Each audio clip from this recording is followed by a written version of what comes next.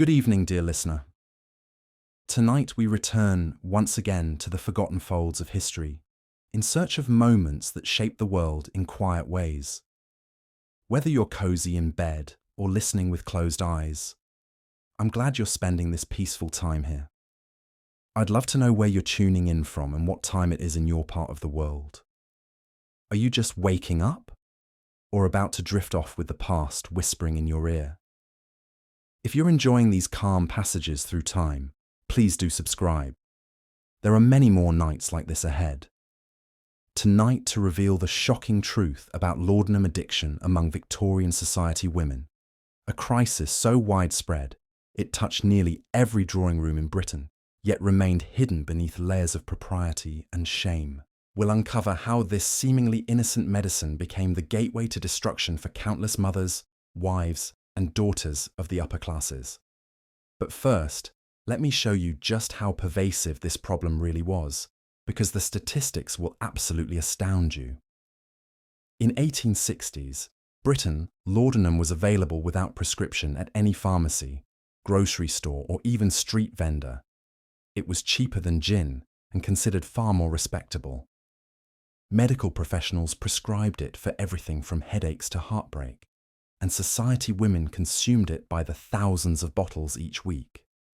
What makes this story even more remarkable is how these women maintained their reputations while battling an addiction that would have scandalized society if it had been fully understood.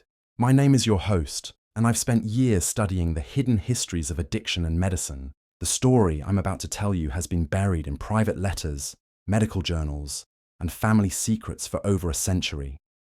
These are the true accounts of women whose addiction to laudanum shaped not just their own lives, but the entire fabric of Victorian society. Now, you might be thinking that surely Victorian society would have recognized such a widespread problem, but here's where the story gets fascinating. The very qualities that made laudanum so appealing to these women, its ability to provide calm, composure, and relief from the crushing expectations of their social roles, also made their addiction nearly invisible to the outside world. Let me tell you about Catherine Morrison, the wife of a prominent Edinburgh banker. In her private diary, discovered only decades after her death, she wrote with startling honesty about her relationship with laudanum. Catherine began taking small doses in 1868 after the death of her third child in infancy. Her physician recommended it for her nerves, and initially it seemed like a godsend. The crushing weight of grief lifted. Her hands stopped trembling during social calls, and she could once again perform the exhausting theatre of Victorian womanhood. But by 1871, Catherine was consuming nearly 2 ounces of laudanum daily, an amount that would have been shocking even by the liberal standards of the time. Her diary entries reveal the careful choreography required to maintain her supply without arousing suspicion. She would send her maid to different apothecaries across the city, never visiting the same shop twice in 1 week. She kept bottles hidden throughout her house, in hat boxes, beneath floorboards, even sewn into the lining of her winter coats. What's most striking about Catherine's story is how completely she maintained her social facade. Her husband never suspected. Her friends considered her a model of grace under pressure, and she continued hosting elaborate dinner parties and managing a household of 12 servants. The laudanum didn't make her visibly intoxicated like alcohol might have. Instead, it provided what she called her armor of serenity against a world that demanded perfection from its women, while offering them precious little control over their own lives. Catherine's experience was far from unique. Dr. James Patterson, writing in the British Medical Journal in 1883, estimated that nearly 30% of his female patients from the upper classes showed signs of laudanum dependency. But this wasn't seen as a crisis requiring intervention. Instead, it was viewed as an unfortunate but understandable response to the particular stresses faced by women of breeding and sensitivity. The reasons these women turned to laudanum reveal the suffocating constraints of Victorian society. Consider the case of Margaret Ashford, a 32-year-old mother of 6 from Manchester. Margaret's letters to her sister paint a picture of relentless pressure that would be familiar to many women throughout history, but was particularly acute in an era that demanded absolute submission to social expectations. Margaret's days began at 5 in the morning with prayer and meditation, followed by overseeing the servants, managing the household accounts, receiving callers, supervising her children's education, and maintaining correspondence with dozens of family members and social acquaintances. She was expected to be knowledgeable about literature and current events, but never to express opinions that might challenge male authority. She needed to be physically attractive, but never vain, intellectually capable, but never threatening, emotionally supportive, but never needy. The weight of these expectations, combined with the very real dangers of repeated childbirth, the high rates of infant mortality, and the complete lack of legal or financial independence, created what Margaret described as a constant state of nervous exhaustion that threatens to consume my very soul. When her physician prescribed laudanum for the headaches that plagued her daily, it seemed like a miracle cure. Within months, Margaret discovered that laudanum didn't just ease her physical pain, it provided emotional relief from the crushing weight of her responsibilities. A few drops in her morning tea gave her the strength to face another day of perfect performance. A slightly larger dose helped her maintain her composure during her husband's increasingly frequent business dinners, where she was expected to be charming but invisible, present but silent. What's particularly tragic about Margaret's story is how her laudanum use actually helped her become a better Victorian woman, at least in the eyes of society. Her husband praised her newfound calm, her children found her more patient, and her social circle admired her grace under pressure. The drug that was slowly destroying her was simultaneously helping her meet the impossible standards her world demanded. The medical establishment of the time was complicit in this crisis, though often unknowingly. Dr. Samuel Richardson, a prominent London physician who treated many society women, wrote extensively about what he called female nervous disorders. His recommended treatments almost always included laudanum, which he viewed as particularly suited to the delicate constitutions of upper-class women. Dr. Richardson's case notes, preserved in the Royal College of Physicians archives, reveal his complete misunderstanding of addiction. He wrote about patients like Mrs. Vivian Blackwood, who came to him complaining of insomnia, anxiety, and what she described as a terrible restlessness of spirit. Dr. Richardson diagnosed her with hysteria, a catch-all term for any female complaint that couldn't be easily categorized, and prescribed increasingly large doses of laudanum. When Mrs. Blackwood returned, month after month requesting stronger preparations, Dr. Richardson saw this not as evidence of dependency, but as proof of her refined sensitivity. He believed that women of breeding simply required more delicate treatment than their working-class counterparts, and that their need for laudanum was a sign of their superior nervous organization rather than evidence of addiction. This medical attitude created a perfect storm for widespread dependency. Women who might have been alarmed by their increasing need for laudanum were reassured by their physicians that their consumption was not only normal, but evidence of their refined nature. The shame that might have encouraged them to seek help was replaced by a sense of almost aristocratic distinction. The economic factors surrounding laudanum also contributed to its widespread use among society women. Unlike alcohol, which was associated with working-class vice and moral failing, laudanum was expensive enough to maintain an aura of respectability. A bottle of high-quality laudanum cost more than a servant's monthly wages, making it a luxury that only the wealthy could afford in large quantities. This economic barrier actually increased laudanum's appeal among the upper classes. Taking laudanum became a subtle form of conspicuous consumption, a way of demonstrating both one's wealth and one's sensitivity. Women would their preferred discussed preparations and suppliers with the same attention to quality and exclusivity that they applied to their dressmakers and jewelers. Mrs. Adelaide Pemberton, the wife of a textile magnate, kept detailed records of her laudanum purchases that read like a connoisseur's guide to fine wine. She preferred the preparations made by Harrington and Sons of Bond Street, particularly their elixir of tranquility, which she described as having a particularly smooth action that provides relief without the crude stupor associated with inferior preparations. Adelaide's consumption records show a steady increase from 2 bottles per month in 1874 to nearly 15 bottles per month by 1878.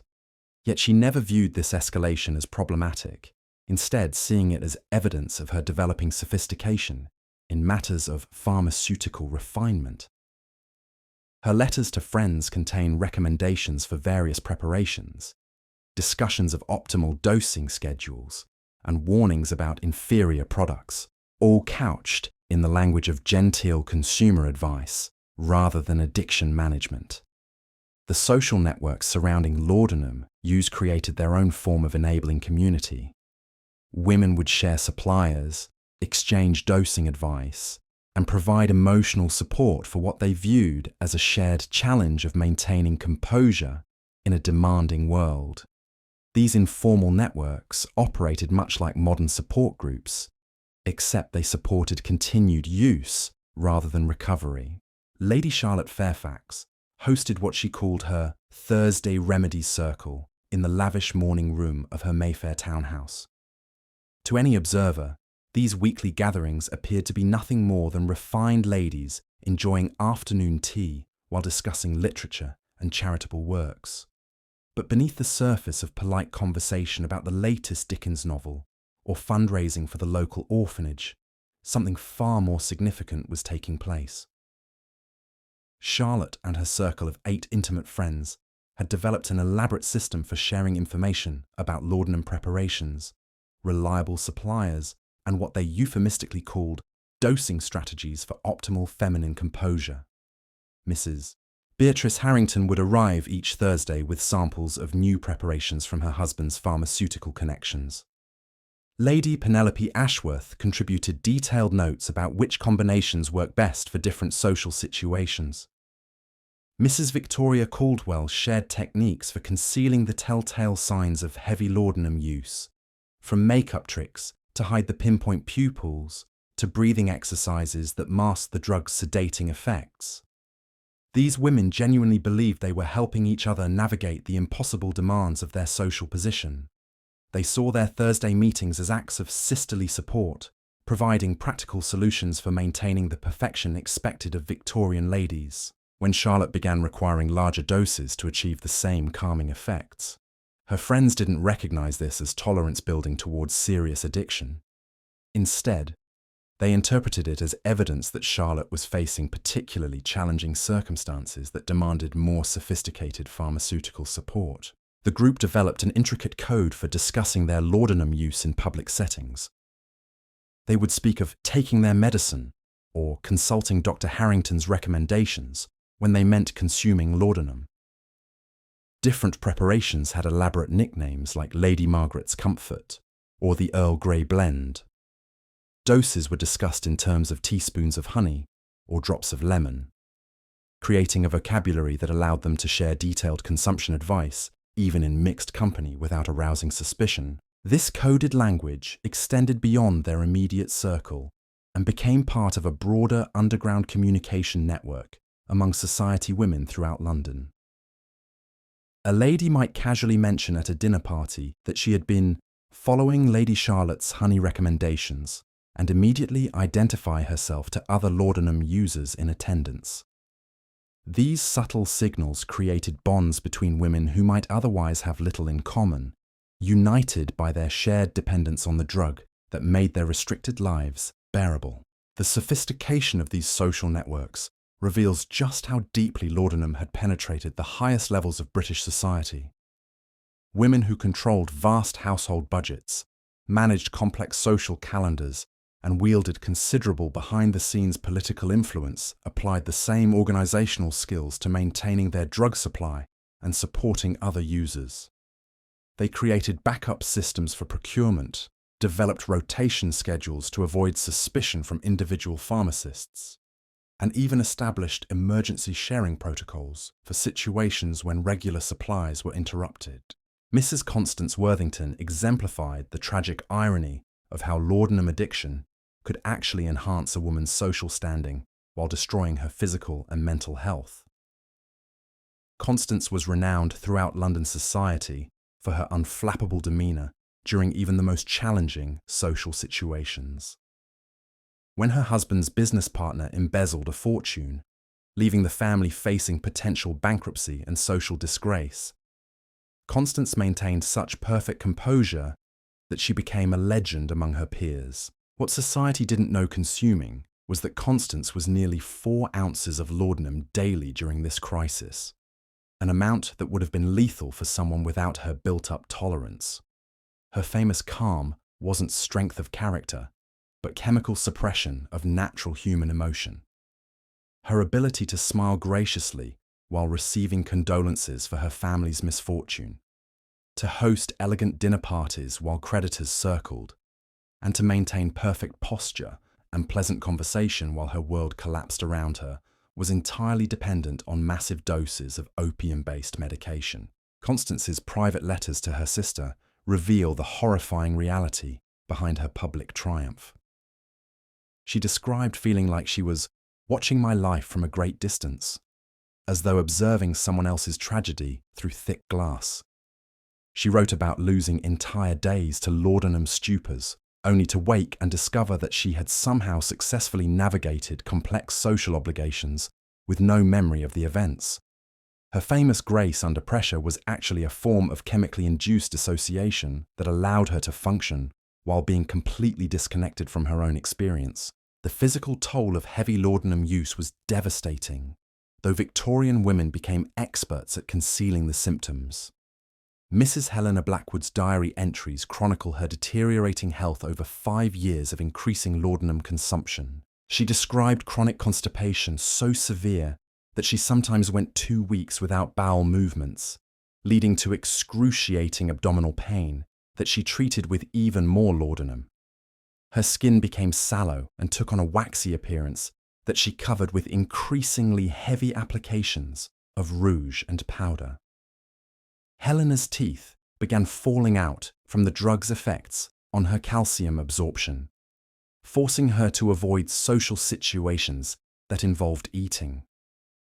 She developed what she called the trembling sickness, uncontrollable shaking that would strike without warning whenever her laudanum levels dropped too low. Most frightening of all, she began experiencing what modern medicine would recognize as withdrawal-induced hallucinations, seeing shadowy figures in her peripheral vision and hearing voices calling her name from empty rooms.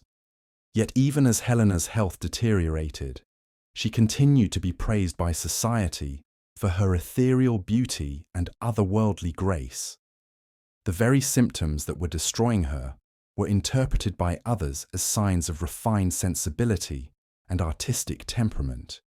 Her weight loss was admired as fashionable slenderness, her pale complexion was seen as aristocratic delicacy, and her increasingly distant demeanour was praised as mysterious sophistication. The children of these addicted women paid a terrible price that has been largely overlooked by historical accounts. Young Lady Margaret Pemberton grew up in a household where her mother's laudanum addiction created an atmosphere of unpredictable emotional availability. Margaret's childhood letters to her governess describe a mother who could be wonderfully attentive and affectionate in the morning, then completely unreachable by afternoon, staring into space with glassy eyes and responding to questions with vacant smiles. These children learned to read the subtle signs that indicated their mother's laudanum levels and adjusted their behavior accordingly. They knew which times of day were best for requesting permissions or confiding troubles, which facial expressions meant mother was taking her medicine, and how to manage household crises when their primary caregiver was chemically incapacitated. Many developed premature maturity and caretaking behaviors, essentially parenting their own parents, while maintaining the facade of a normal upper-class childhood. The servants in these households became unwilling accomplices in maintaining the family's reputation while enabling their mistress's addiction. Mary Fletcher worked as a lady's maid for Mrs. Arabella Thornton for 12 years, and her oral history, recorded late in life, provides a servant's perspective on the laudanum crisis. Mary described the elaborate routines she developed to help her mistress function while heavily medicated. Mary would arrive each morning to find Mrs. Thornton in various states of laudanum stupor and would need to assess how much assistance would be required to prepare her for the day's social obligations.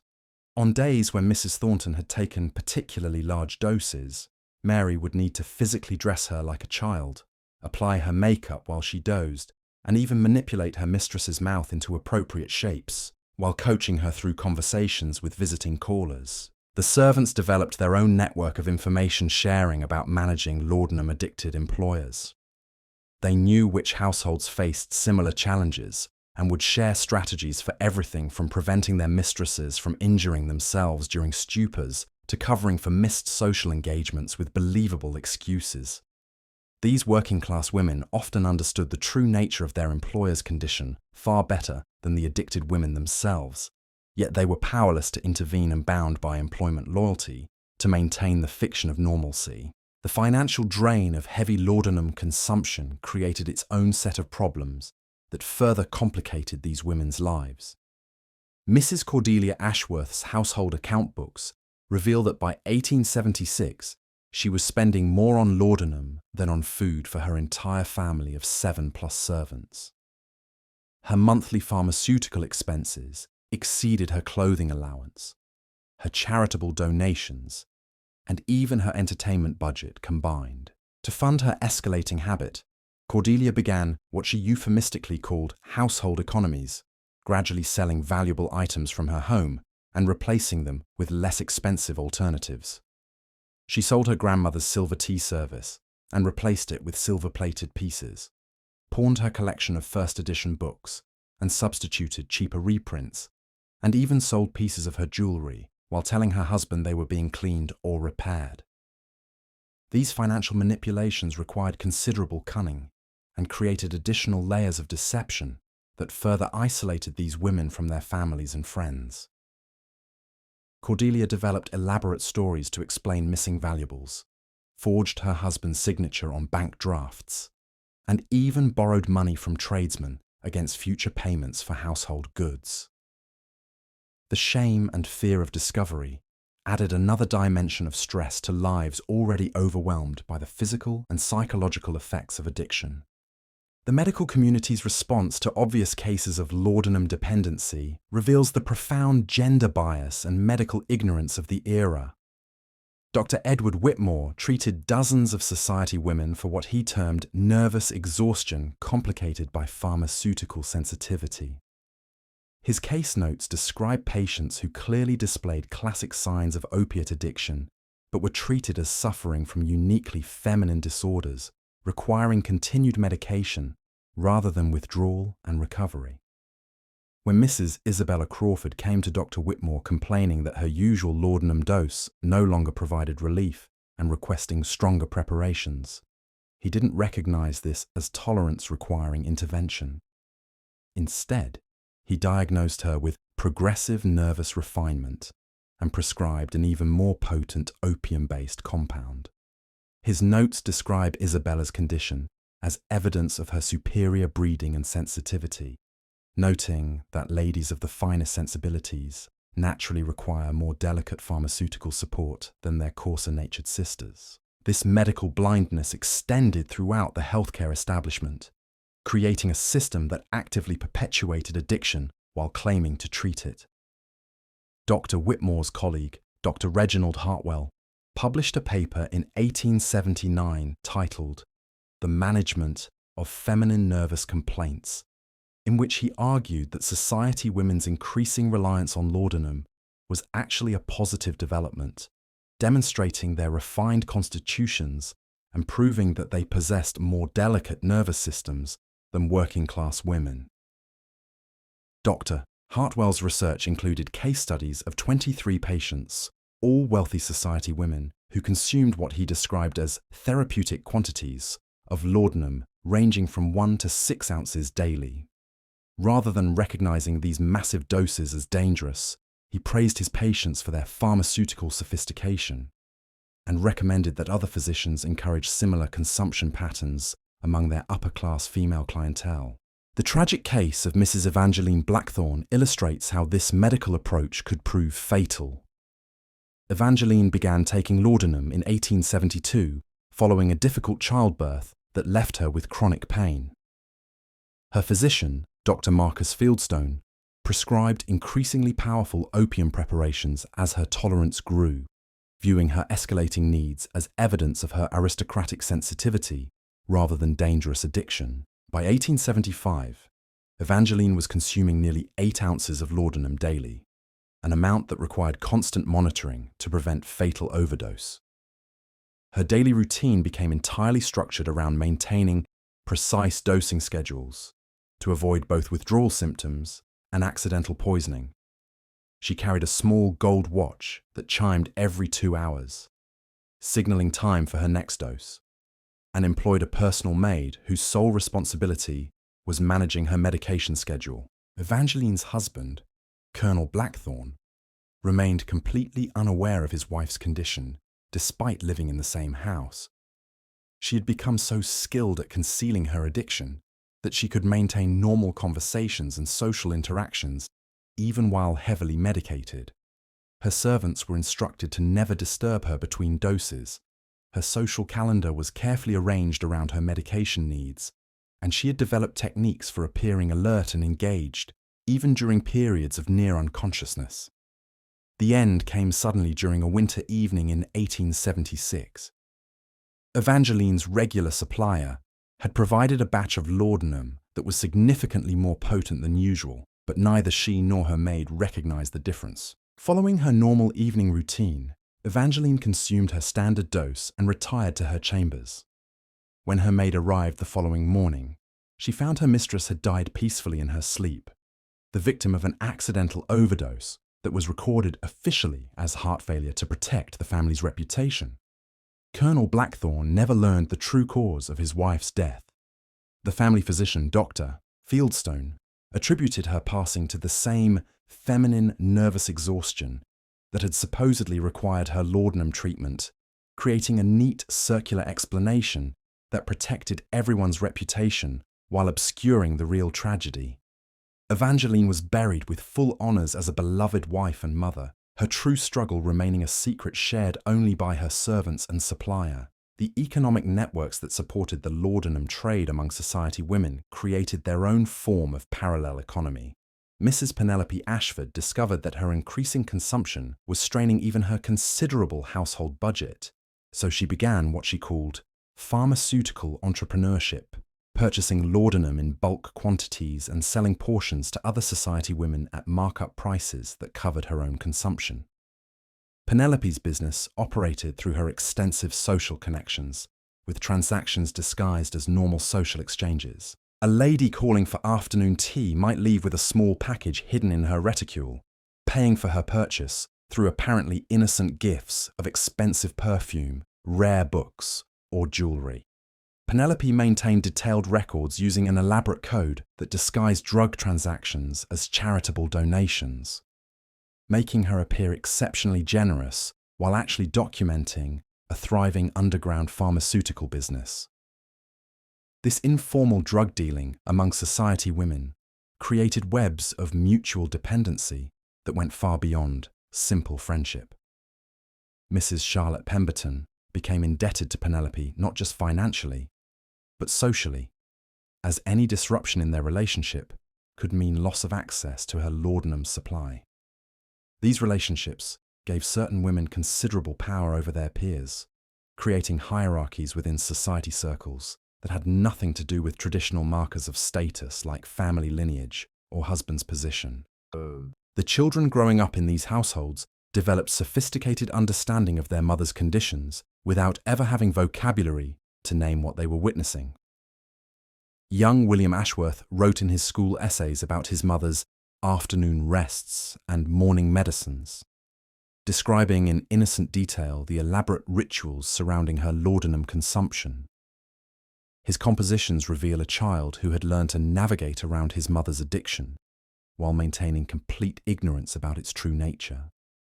William's letters home from boarding school show his confusion about his mother's increasingly erratic correspondence. Sometimes she would write long, rambling letters filled with excessive emotion and elaborate declarations of love, clearly composed during periods of heavy laudanum use. Other times, her letters would be brief and distant, written during periods when she was attempting to reduce her consumption and experiencing withdrawal symptoms that left her irritable and detached. The boarding school system actually served as a protective buffer for many children of addicted society women, removing them from households where their mothers' conditions were deteriorating while maintaining the fiction that they were simply receiving proper upper-class education. Masters at these schools learned to recognize certain signs that indicated problems at home, such as students who displayed unusual anxiety about holiday visits or who seemed reluctant to discuss their families. The seasonal patterns of society life created particular challenges for women managing laudanum addiction. The London social season, with its relentless schedule of balls, dinner parties, theatre evenings, and charitable events, required enormous stamina and constant performance of gracious perfection. Many women found their laudanum consumption spiking dramatically during these periods, as they struggled to meet the demands of their social obligations. Mrs. Victoria Fairchild's diary entries reveal how the social season became a kind of pharmaceutical endurance test. During the height of the 1878 season, she was attending social events nearly every evening while managing a complex household, overseeing her daughter's debuts into society, and maintaining correspondence with dozens of relatives and friends. Her laudanum consumption during this period reached nearly 10 ounces daily, an amount that left her in a constant state of controlled intoxication. Victoria developed what she called her social dosing strategy, carefully timing her laudanum consumption to provide maximum composure during important events while avoiding obvious intoxication that might cause scandal.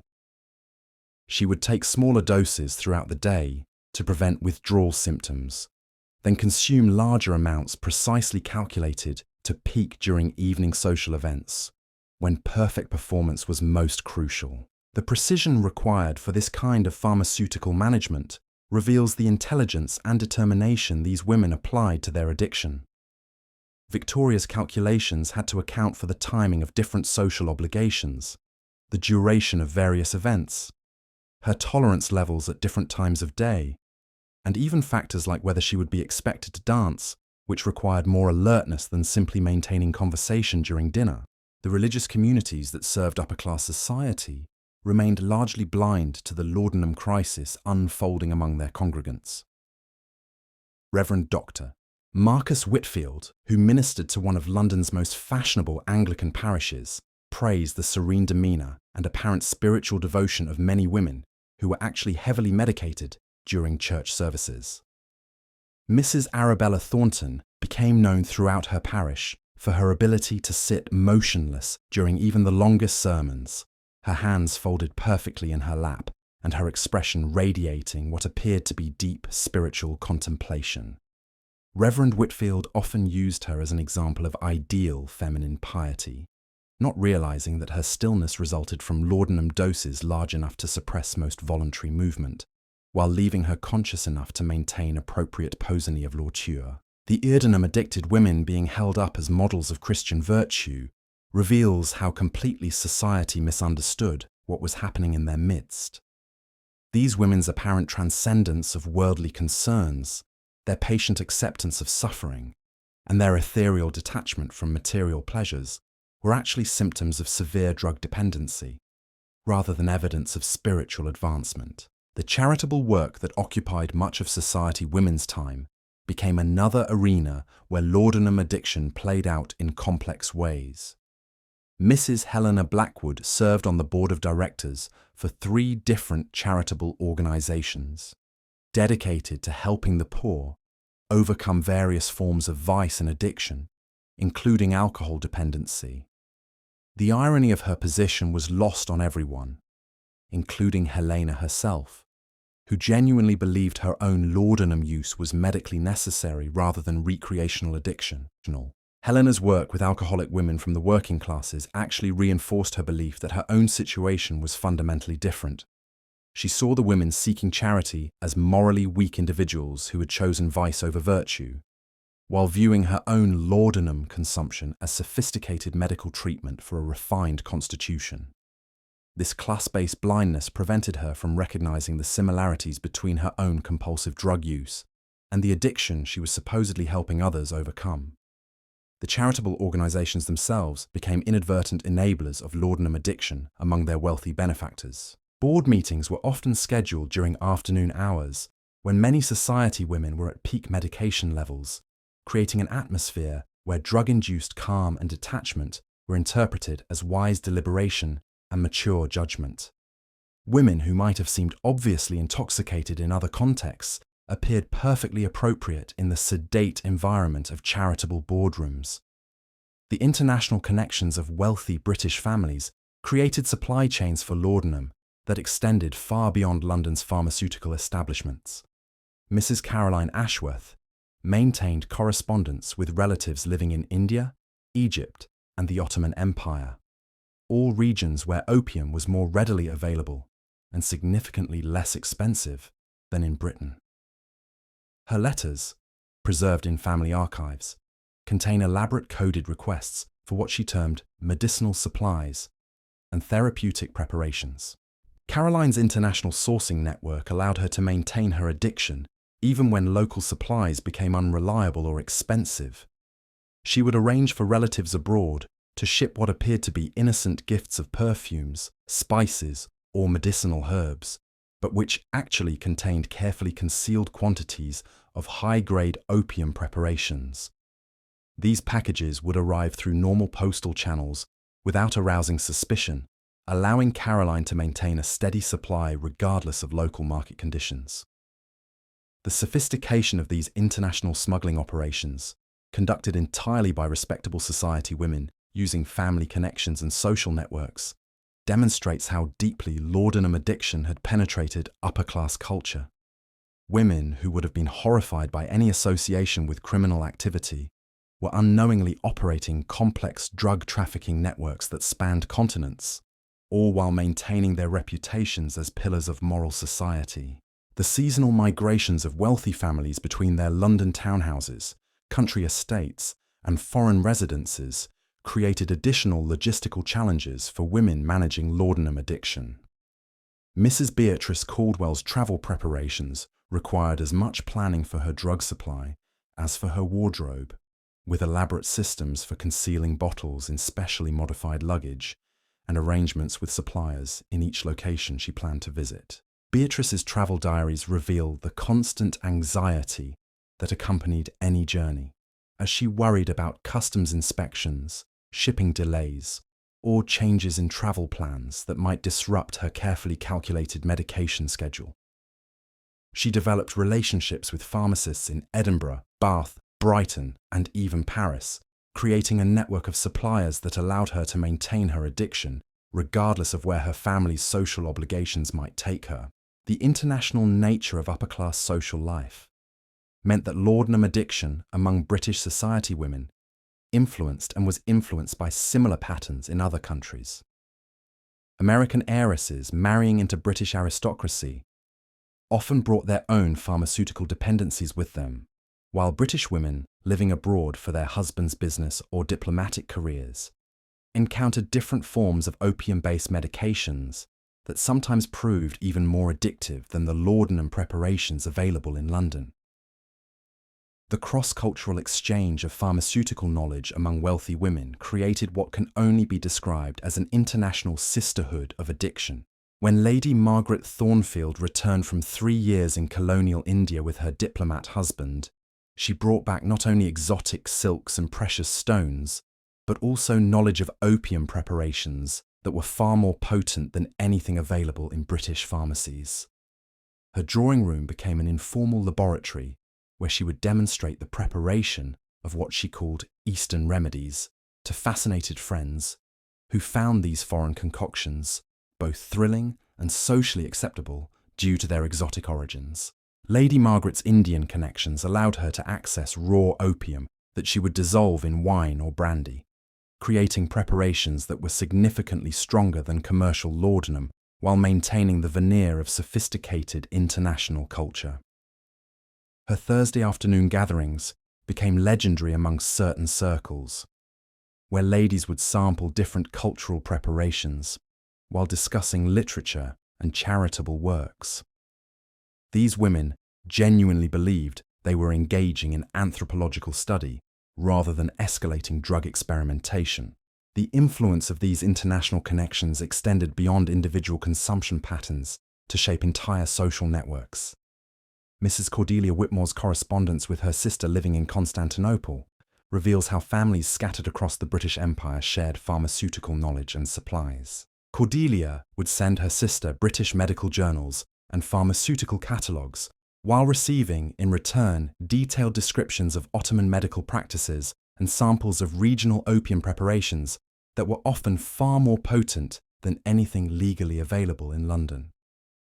This international drug trafficking, conducted entirely through respectable family channels, created supply chains that were virtually impossible for authorities to detect or interrupt.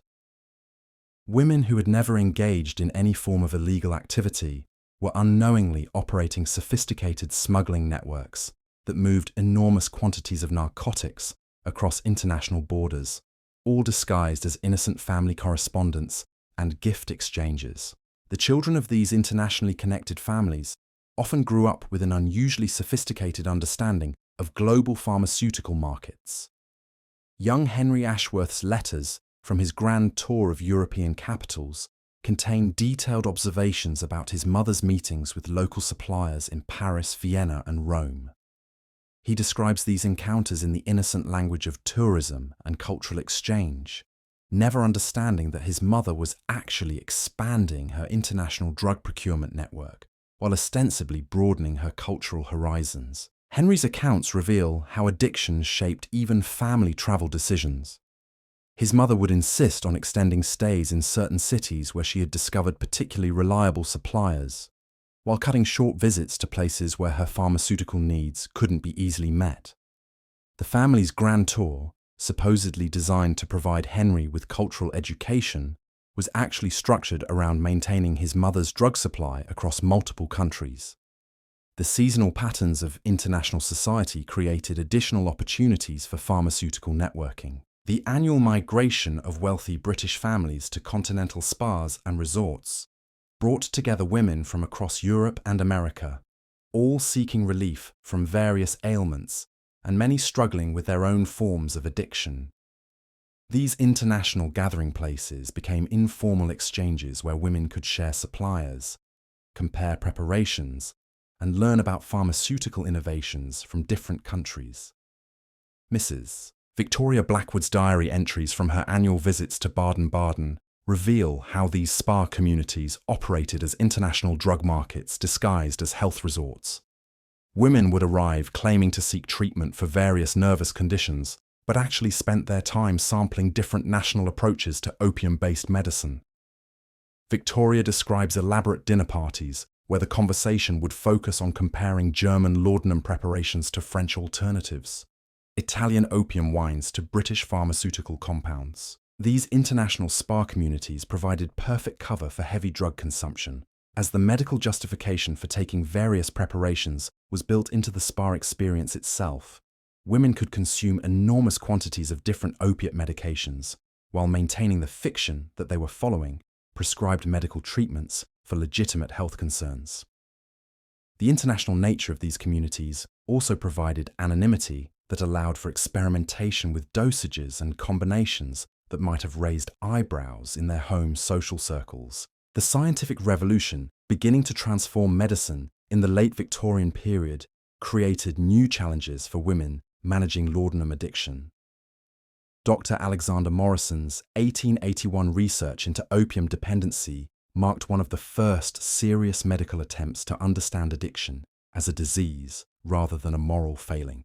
However, his work focused almost exclusively on male subjects, particularly soldiers who had become dependent on morphine for war injuries, leaving the epidemic among society women largely unstudied and misunderstood. Dr. Morrison's research did reach some progressive physicians who began to recognize addiction patterns among their female patients. Dr. Catherine Whitfield, one of the few women practicing medicine in London during this period, wrote extensively about what she termed domestic pharmaceutical dependency.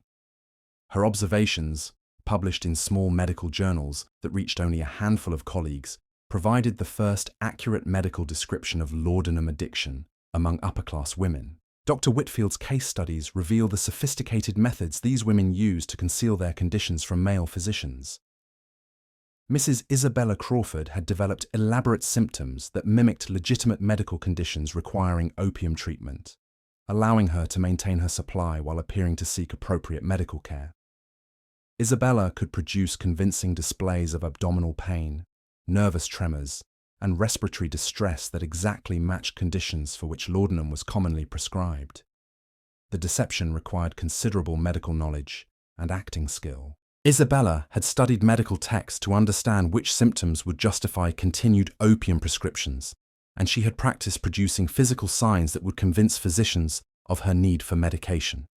Her performance was so convincing that several male doctors praised her stoic endurance of what they believed to be genuine suffering, never suspecting that her symptoms were carefully manufactured to maintain her drug supply.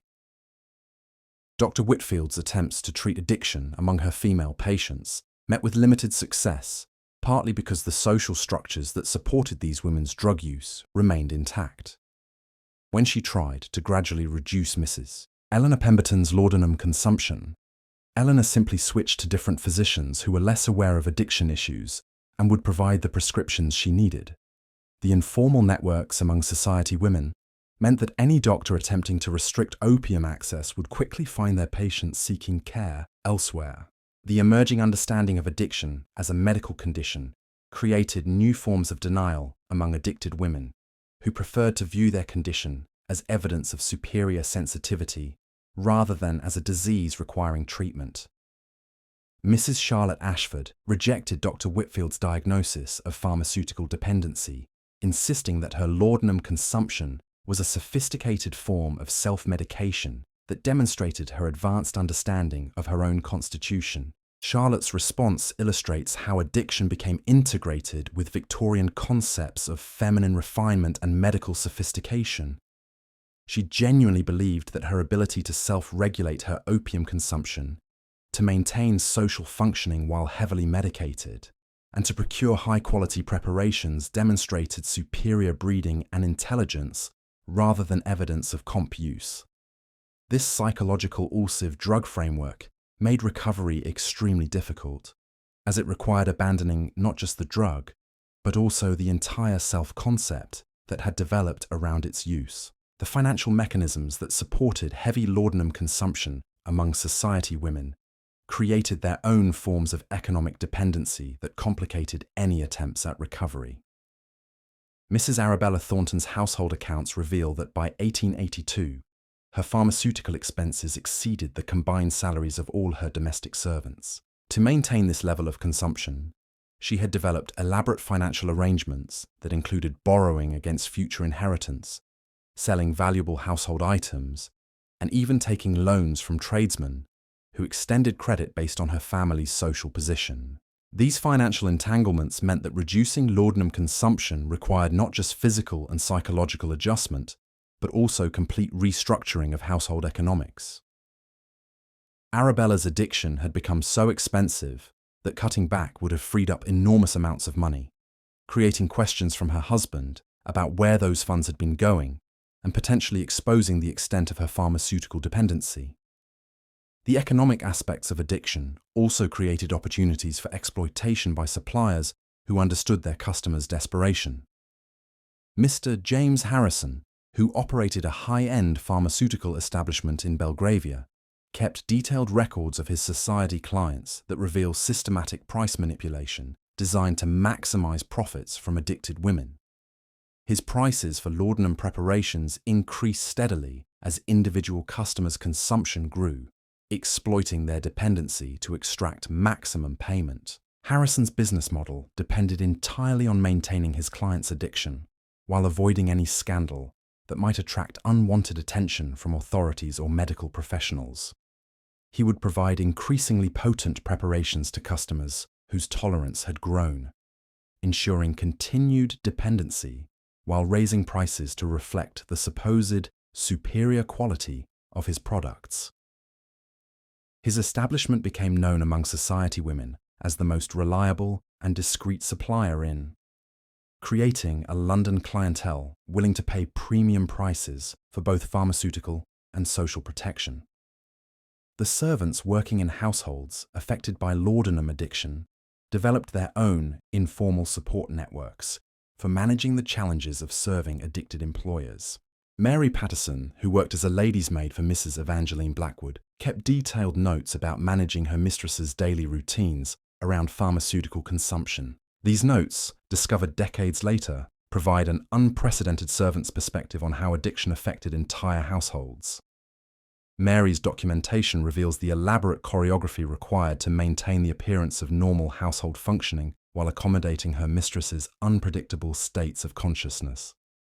She developed systems for dressing Mrs. Blackwood when she was too sedated to cooperate, techniques for applying makeup that would conceal the physical effects of heavy opium use, and strategies for managing social callers when her employer was too intoxicated to receive visitors safely. The servant networks extended beyond individual households to create informal communication systems that allowed domestic staff to share information about managing addicted employers. Kitchen maids would exchange information about which food preparations might help counteract opium-induced nausea. Housekeepers would discuss strategies for preventing accidents when their mistresses were heavily sedated, and ladies' maids would share techniques for concealing the physical signs of addiction. These servant networks often understood the true extent of their employers' conditions far better than the addicted women themselves. Mary Patterson's notes include detailed observations about withdrawal symptoms, tolerance patterns, and the progression of addiction that demonstrate sophisticated understanding of pharmaceutical dependency. Yet the rigid class structures of Victorian society meant that servants could never directly address their employers' conditions or seek outside help without risking their positions and reputations. The children growing up in these households developed coping mechanisms that would shape their entire approach to family relationships and emotional expression. Young lady Catherine Pemberton's childhood letters reveal a girl who learned to read subtle signs indicating her mother's pharmaceutical state and adjust her own behavior accordingly. Catherine understood that certain times of day were better for requesting permissions, that particular facial expressions indicated when her mother was approachable, and that family crises required her to assume adult responsibilities when her primary caregiver was chemically incapacitated. Catherine's emotional development was profoundly affected by the unpredictability of her mother's availability and responsiveness. She learned to suppress her own needs and emotions to avoid creating additional stress that might worsen her mother's condition, developing patterns of self-denial and caretaking that would persist throughout her adult life. Her letters reveal a child who assumed responsibility for managing not just her own behavior, but also protecting her mother from situations that might trigger increased laudanum consumption. The impact on these children extended beyond immediate family dynamics to shape their understanding of medicine, authority, and social expectations. They grew up seeing pharmaceutical dependency as a normal part of adult life, particularly for women of their social class. Many developed their own complicated relationships with medication and authority figures, having learned early that adults in positions of responsibility might not be capable of consistent judgment or reliable protection. The seasonal rhythms of Victorian social life created predictable patterns of increased laudanum consumption that affected entire social networks. During the height of the London season, when social obligations reached their peak intensity, pharmaceutical suppliers reported dramatic increases in sales to society customers. Mrs. Helena Blackwood's consumption records show her laudanum use doubling during the months when she was expected to attend multiple social events each week, while managing complex household obligations and maintaining correspondence with dozens of relatives and acquaintances. The pressure to maintain perfect performance during these intensive social periods led many women to experiment with higher doses and more potent preparations. Mrs. Cordelia Ashworth's diary reveals her development of what she called event-specific dosing strategies. carefully calculated pharmaceutical regimens designed to provide optimal composure for different types of social obligations. She would consume larger doses before dinner parties, where she was expected to be particularly charming, moderate amounts for afternoon calling sessions, and carefully timed preparations for theatrical events where she needed to remain alert enough to follow complex performances. These sophisticated dosing strategies required considerable pharmaceutical knowledge and mathematical precision. Cordelia had to account for the timing of different social events, the duration of various obligations, her tolerance levels at different times of day, the interactions between laudanum and alcohol consumed at social gatherings, and even factors like seasonal changes in her metabolism.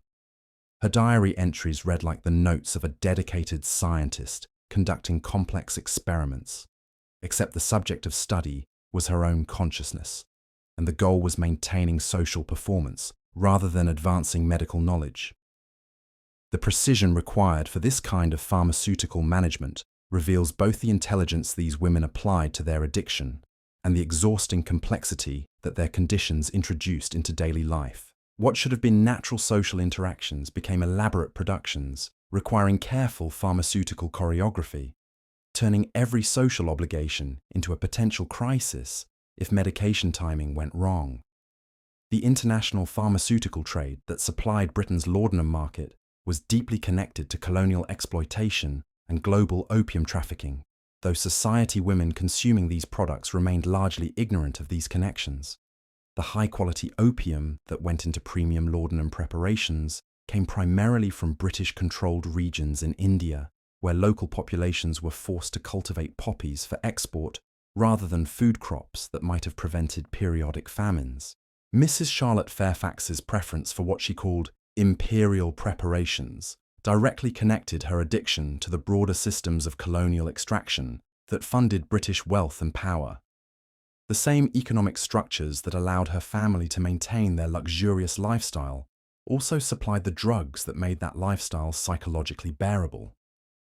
Her consumption of Indian opium was part of a larger pattern of resource extraction that flowed from colonized populations to support the comfort and convenience of British society women.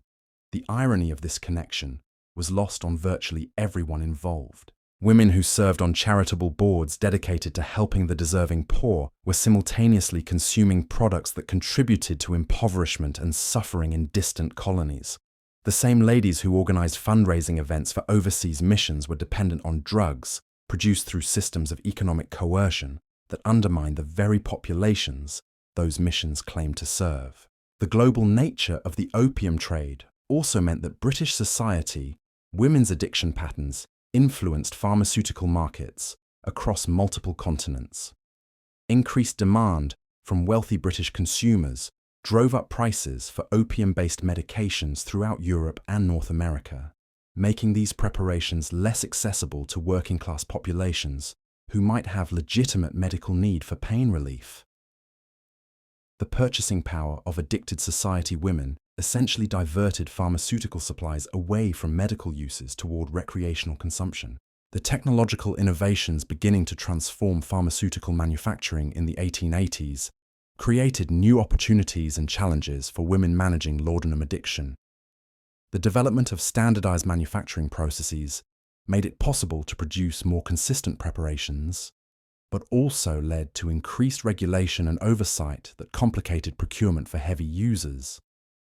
Mrs. Victoria Caldwell's correspondence with suppliers reveals growing anxiety about potential restrictions on pharmaceutical sales and increasing scrutiny from medical authorities. The introduction of new synthetic medications offered alternatives to traditional opium-based preparations, but many society women preferred laudanum due to its established social acceptability and their familiarity with its effects. Mrs. Beatrice Harrington experimented with newer preparations containing cocaine and other synthetic compounds, but found that these substances produced effects that were harder to conceal in social situations and carried greater risks of obvious intoxication. The evolving pharmaceutical landscape also created opportunities for suppliers to exploit their customers' loyalty and dependency. Established suppliers like Mr. James Harrison began marketing their traditional laudanum preparations as superior to newer synthetic alternatives, emphasizing the natural origins and time-tested safety of opium-based medicines.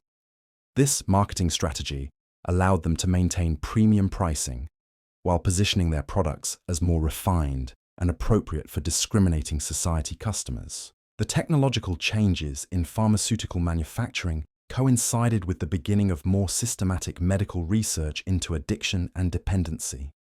While this research remained focused primarily on male subjects and working-class populations, some of its findings began to filter into discussions among progressive physicians who treated society women.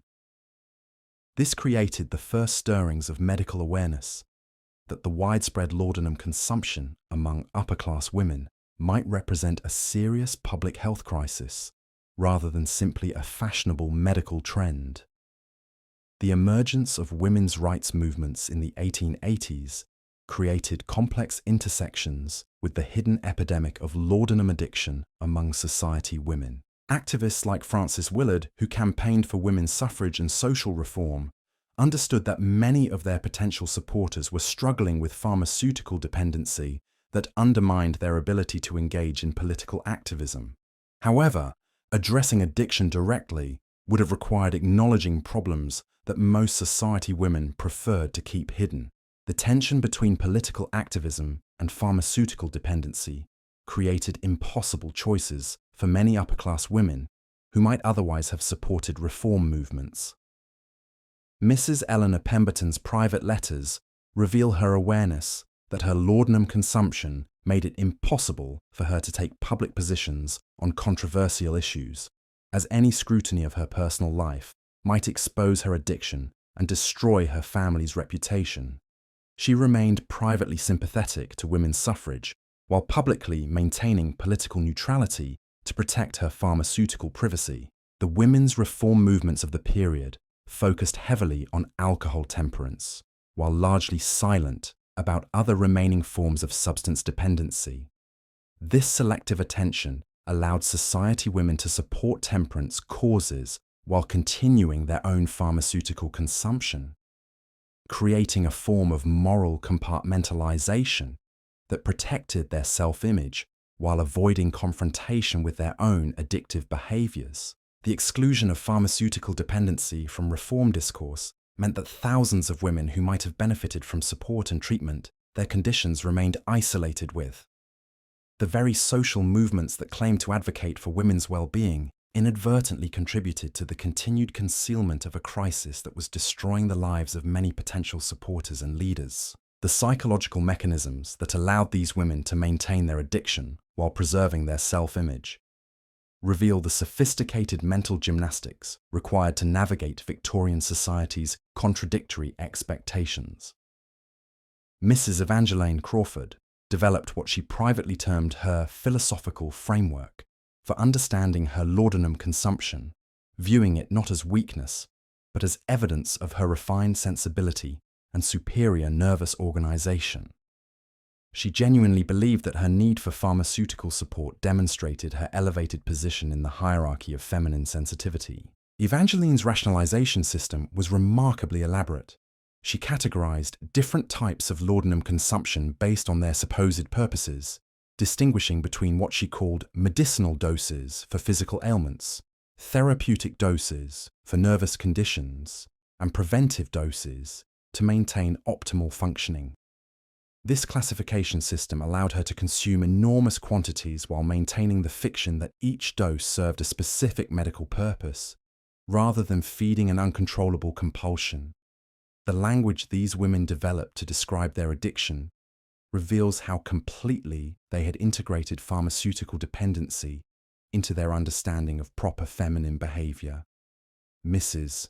Cordelia Whitmore wrote extensively in her private journals about what she termed constitutional management, describing her laudanum consumption as a sophisticated form of self-care that demonstrated her advanced understanding of her own delicate nature. She viewed women who didn't require pharmaceutical support as possessing coarser constitutions that lacked the refinement necessary for true sensitivity. This psychological framework created a complete inversion of normal addiction shame. Instead of viewing their dependency as evidence of weakness or moral failing, these women saw it as proof of their superior breeding and heightened awareness. Mrs. Arabella Thornfield wrote to her sister that she pitied women who could navigate life without pharmaceutical assistance, describing them as unfortunately insensitive to the subtle vibrations of existence that require delicate constitutional support. The religious dimensions of Victorian society created additional layers of complexity around laudanum addiction. Many devoutly religious women struggled to reconcile their pharmaceutical dependency with their faith, leading to elaborate theological justifications for continued consumption. Mrs. Charlotte Pemberton developed what she called her doctrine of providential relief, arguing that God had provided opium as a special mercy for women of refined sensibility, who would otherwise be overwhelmed by the intensity of their spiritual and emotional experiences. Charlotte's theological framework transformed her addiction into a form of religious practice. She would begin each day with prayers of gratitude for the pharmaceutical relief that allowed her to fulfill her Christian duties, and she interpreted her need for laudanum as evidence of God's particular attention to her spiritual development. Her consumption became integrated with her daily devotions, with carefully timed doses that she believed enhanced her capacity for prayer and meditation. The intersection of addiction and religious belief created profound internal conflicts for many women. Mrs. Helena Blackwood experienced what she described as spiritual warfare between her desire to trust completely in divine providence and her psychological dependence on pharmaceutical intervention. Her diary entries reveal intense guilt about her inability to find peace through faith alone, combined with desperate rationalization about why her particular circumstances required chemical assistance. Helena's struggle illustrates how addiction complicated the religious frameworks that were supposed to provide meaning and structure for Victorian women's lives. She found herself caught between competing theological interpretations, sometimes viewing her laudanum use as lack of faith, and other times seeing it as acceptance of divine provision. This internal conflict added another layer of psychological stress to an already overwhelming situation, often driving her to increase consumption as a way of managing the anxiety created by her spiritual uncertainty. The seasonal patterns of religious observance created additional challenges for addicted women who needed to maintain perfect composure during high-visibility church events. Mrs. Victoria Fairchild's preparation for Easter services required elaborate pharmaceutical planning to ensure optimal presentation during the most important celebrations of the Christian year. She would begin increasing her laudanum consumption weeks before major holidays, building up reserves of calm that would allow her to participate fully in extended church services and social obligations. Victoria's religious calendar became entirely structured around her pharmaceutical needs. She would time her dosing to peak during Sunday morning services, adjust her consumption patterns to accommodate the longer church services of major holidays, and even plan her confession schedule around periods when she felt most capable of maintaining appropriate spiritual demeanor. Her faith became another performance, requiring chemical support rather than a source of genuine spiritual sustenance.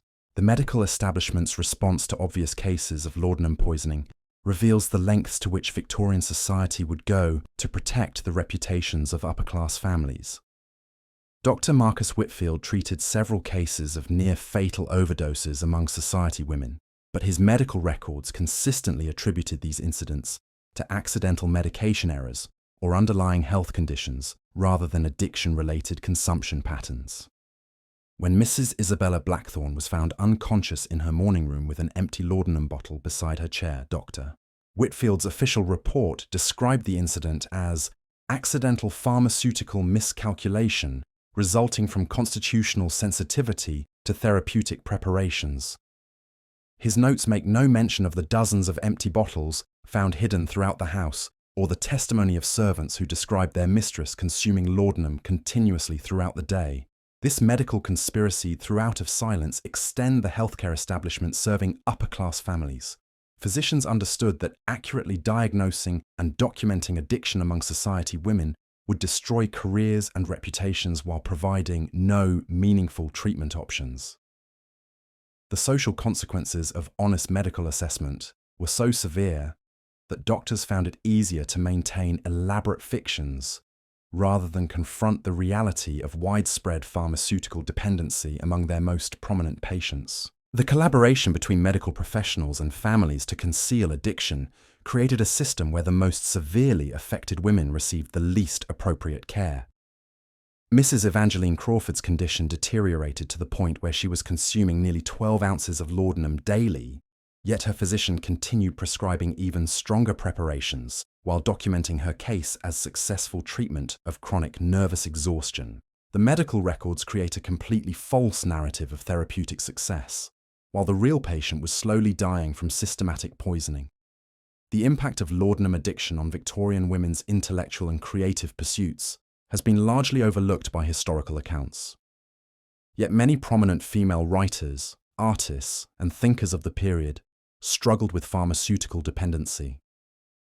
Mrs. Catherine Morrison combined her laudanum consumption with serious literary work, producing poetry and essays that were influenced by her altered states of consciousness.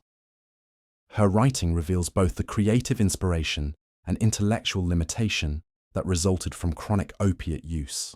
Catherine's poetry from her early period of laudanum use displays an ethereal quality that was praised by contemporary critics as evidence of feminine sensitivity and spiritual insight. Her verses about transcendent experiences and mystical union with nature were actually descriptions of drug-induced states, though neither she nor her readers understood this connection. The pharmaceutical enhancement of her creative work was interpreted as evidence of her natural artistic gifts rather than chemical alteration of consciousness.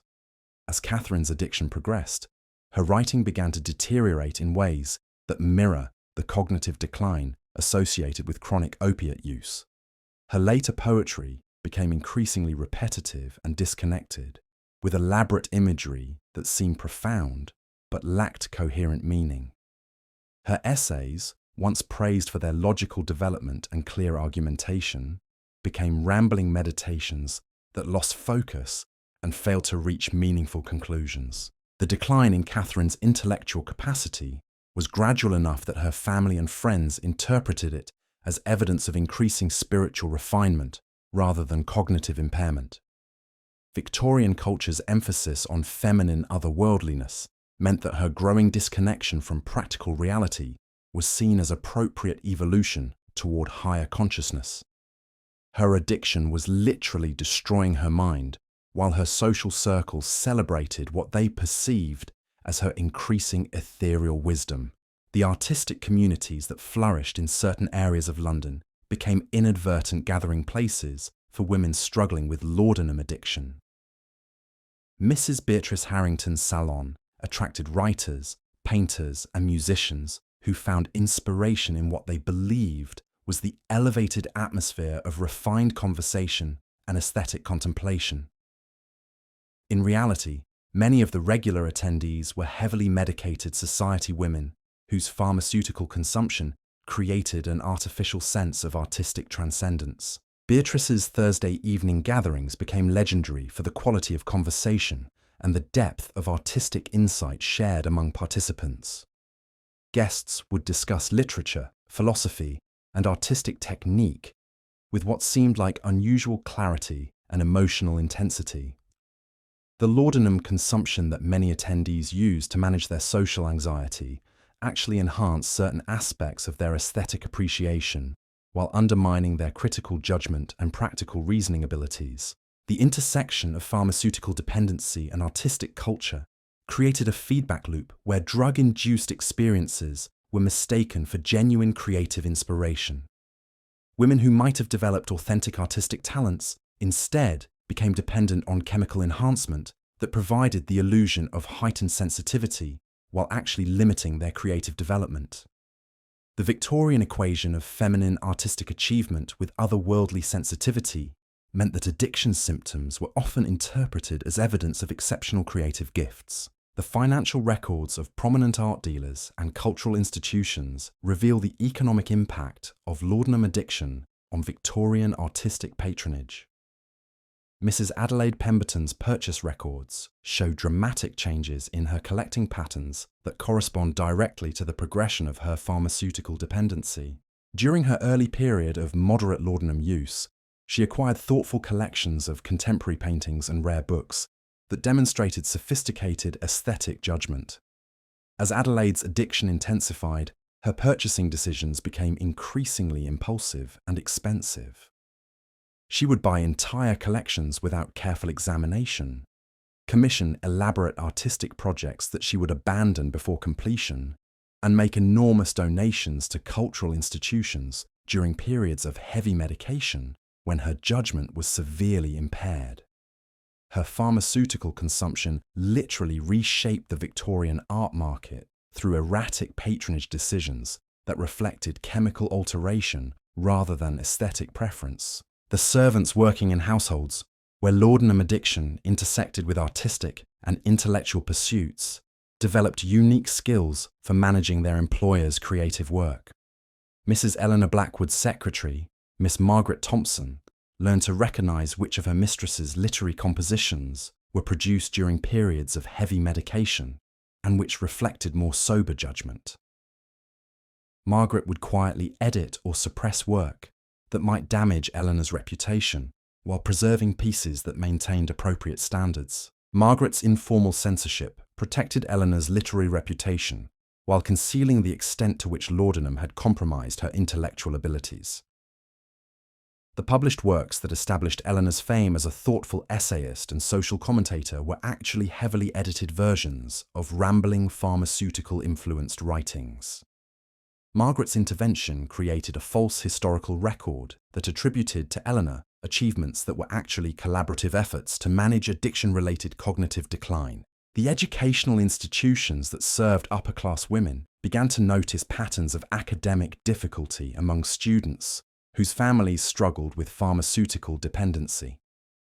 Miss Sarah Whitfield, head mistress of one of London's most prestigious finishing schools, observed that certain students displayed erratic academic performance that seemed to correlate with their family circumstances rather than their intellectual capabilities.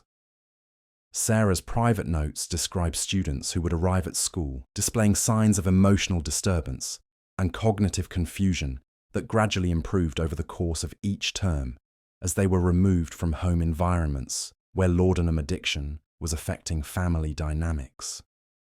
These young women often struggled with concentration, memory problems, and emotional regulation that reflected the psychological impact of growing up with addicted caregivers. The boarding school environment provided these students with stability and structure that was often missing from their home lives, but it also created additional stress as they worried about returning to households where their mother's conditions continued to deteriorate. Sarah developed informal counselling approaches to help these students cope with family situations that she understood, but could never directly address due to social conventions that protected family privacy.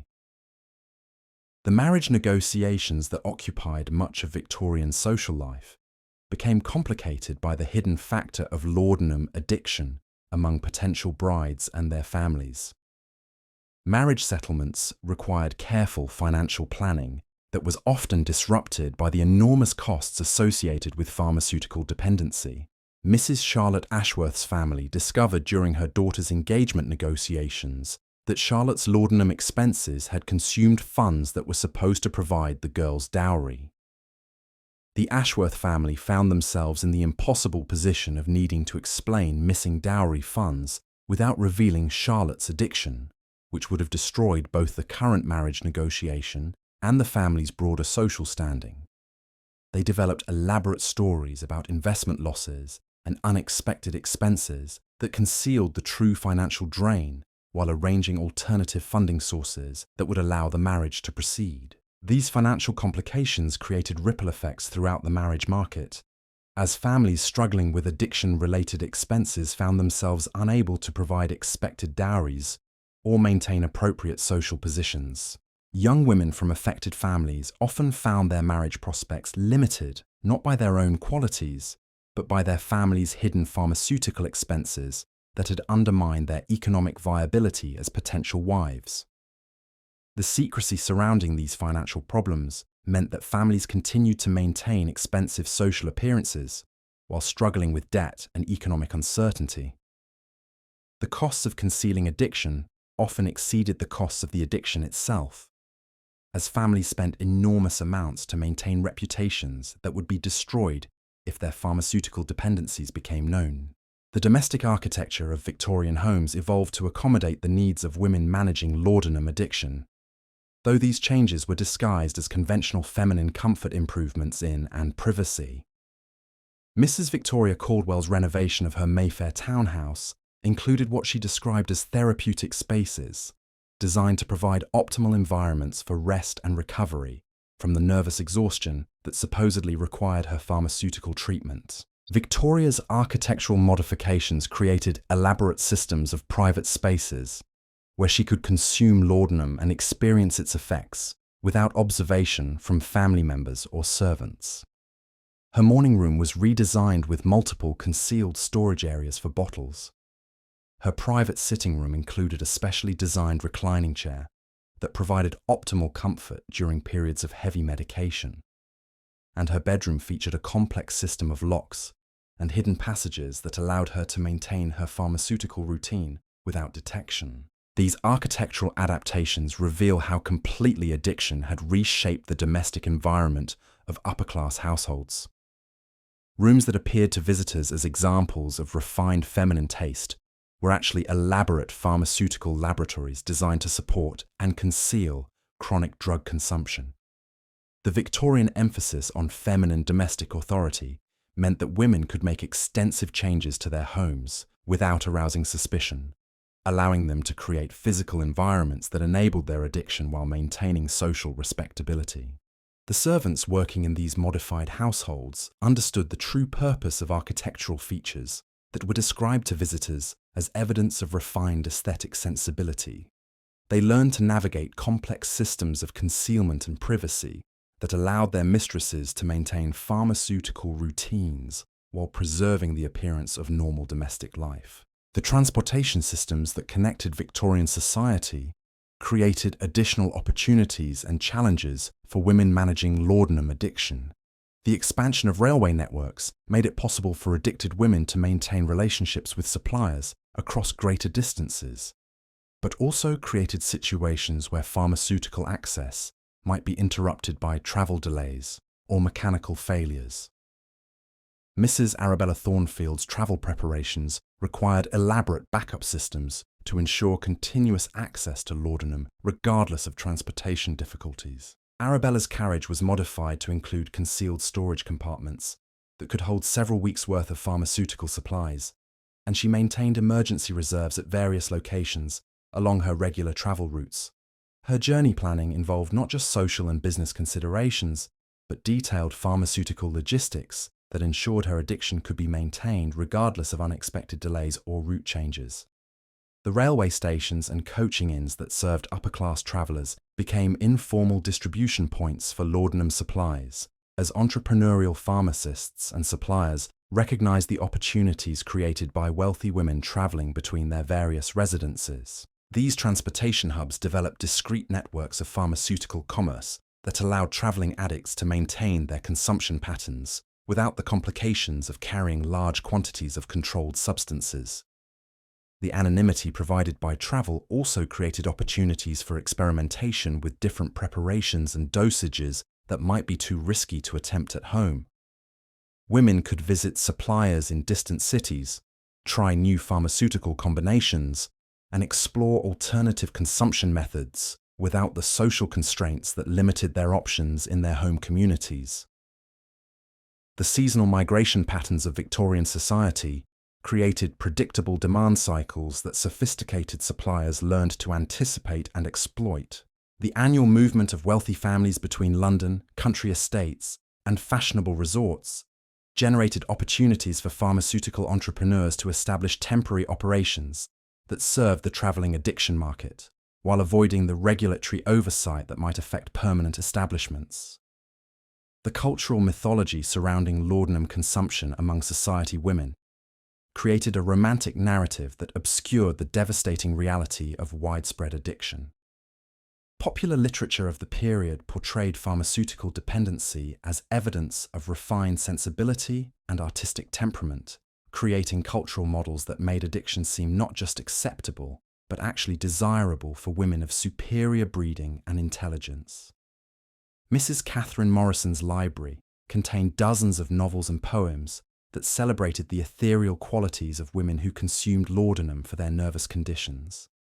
These literary works created a cultural framework that transformed addiction symptoms into romantic ideals, portraying the pallor, emotional detachment, and otherworldly demeanor associated with chronic opiate use as evidence of spiritual refinement and aesthetic sensitivity. The romanticization of pharmaceutical dependency meant that many women actively sought to achieve the appearance and behavior patterns associated with laudanum consumption, even when they weren't actually addicted to the substance. This cultural pressure created situations where addiction became a form of fashion statement, with women consuming drugs not just for their pharmacological effects, but as a way of signaling their membership in an elite community of sensitive and refined individuals. The literary celebration of laudanum-enhanced consciousness also provided addicted women with elaborate vocabularies for describing and justifying their pharmaceutical consumption. They could draw on romantic and aesthetic traditions that portrayed their drug use as evidence of superior sensitivity rather than medical pathology, creating psychological frameworks that supported continued addiction while protecting self-image and social standing. The intersection of pharmaceutical dependency and Victorian mourning customs created particularly complex situations where laudanum consumption was not just socially acceptable, but actively encouraged as appropriate response to loss and grief. Mrs. Eleanor Pemberton's period of mourning following her husband's death provided perfect cover for escalating her laudanum consumption to levels that would have been scandalous under normal circumstances. Eleanor's mourning routine included elaborate pharmaceutical rituals that were interpreted by observers as evidence of appropriate feminine grief, rather than signs of dangerous addiction. She would consume laudanum before visiting her husband's grave, take additional doses before receiving condolence calls, and use the drug to maintain the composed demeanor expected of a grieving widow. Became integrate. Her pharmaceutical dependency with social expectations for mourning behavior in ways that made her addiction invisible to everyone around her. The extended duration of Victorian mourning periods meant that women could maintain heavy laudanum consumption for months or even years, while claiming therapeutic necessity for managing their grief. Eleanor's mourning lasted nearly 3 years, during which her pharmaceutical consumption reached levels that would have been fatal for someone without her developed tolerance. By the time her official mourning period ended, she was so severely addicted that she couldn't function without constant medication. The transition from mourning back to normal social life created additional challenges for women whose pharmaceutical dependency had escalated during periods of grief.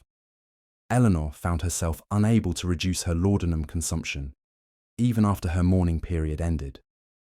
But she could no longer claim grief as justification for her continued pharmaceutical needs. She was forced to develop new medical explanations for consumption patterns that had become established during a period when such behavior was socially sanctioned and medically encouraged. The impact of laudanum addiction on Victorian women's relationships with their children reveals one of the most tragic dimensions of this hidden epidemic. Mrs. Charlotte Fairfax's maternal behavior was profoundly shaped by her pharmaceutical dependency, creating patterns of emotional availability and neglect that confused and damaged her children, while appearing to outside observers as examples of refined maternal sensitivity. Charlotte's morning routine with her children was entirely structured around her pharmaceutical schedule. She would spend time with them during periods when her laudanum levels provided optimal emotional warmth and patience, but would withdraw to her private rooms when the drug's effects made her irritable or unresponsive. Her children learned to read subtle signs indicating their mother's pharmaceutical state and adjusted their own behavior to avoid triggering negative reactions during vulnerable periods. The unpredictability of Charlotte's maternal availability created deep insecurity among her children, who never knew whether their mother would be emotionally present or distant during important moments in their lives. They developed coping strategies that included seeking comfort from servants, learning to suppress their own emotional needs, and assuming inappropriate responsibility for managing their mother's pharmaceutical requirements and protecting her from stressful situations that might worsen her condition.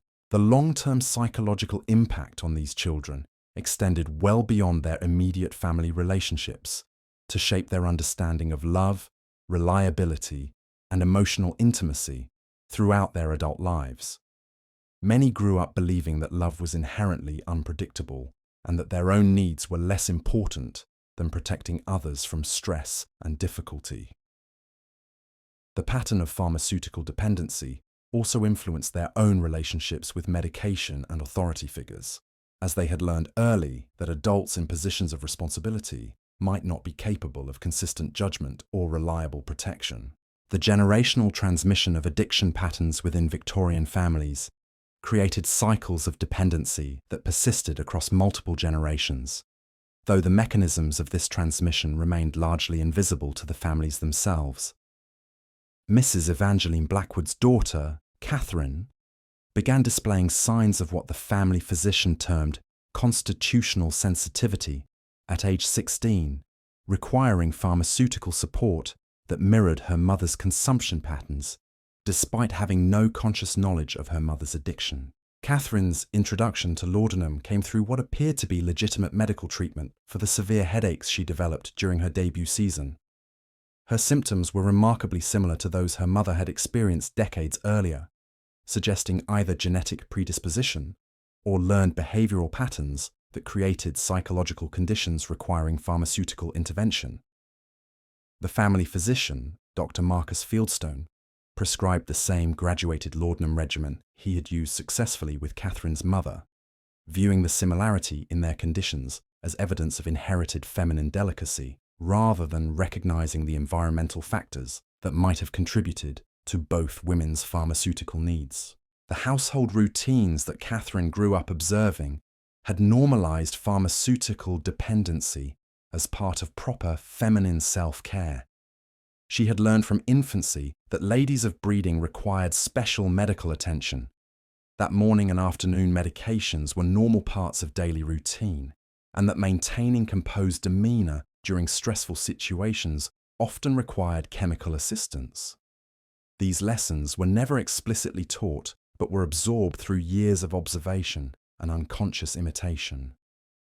Catherine's progression into serious addiction followed an accelerated timeline that reflected both her genetic vulnerability and her sophisticated understanding of pharmaceutical management techniques learned through childhood observation.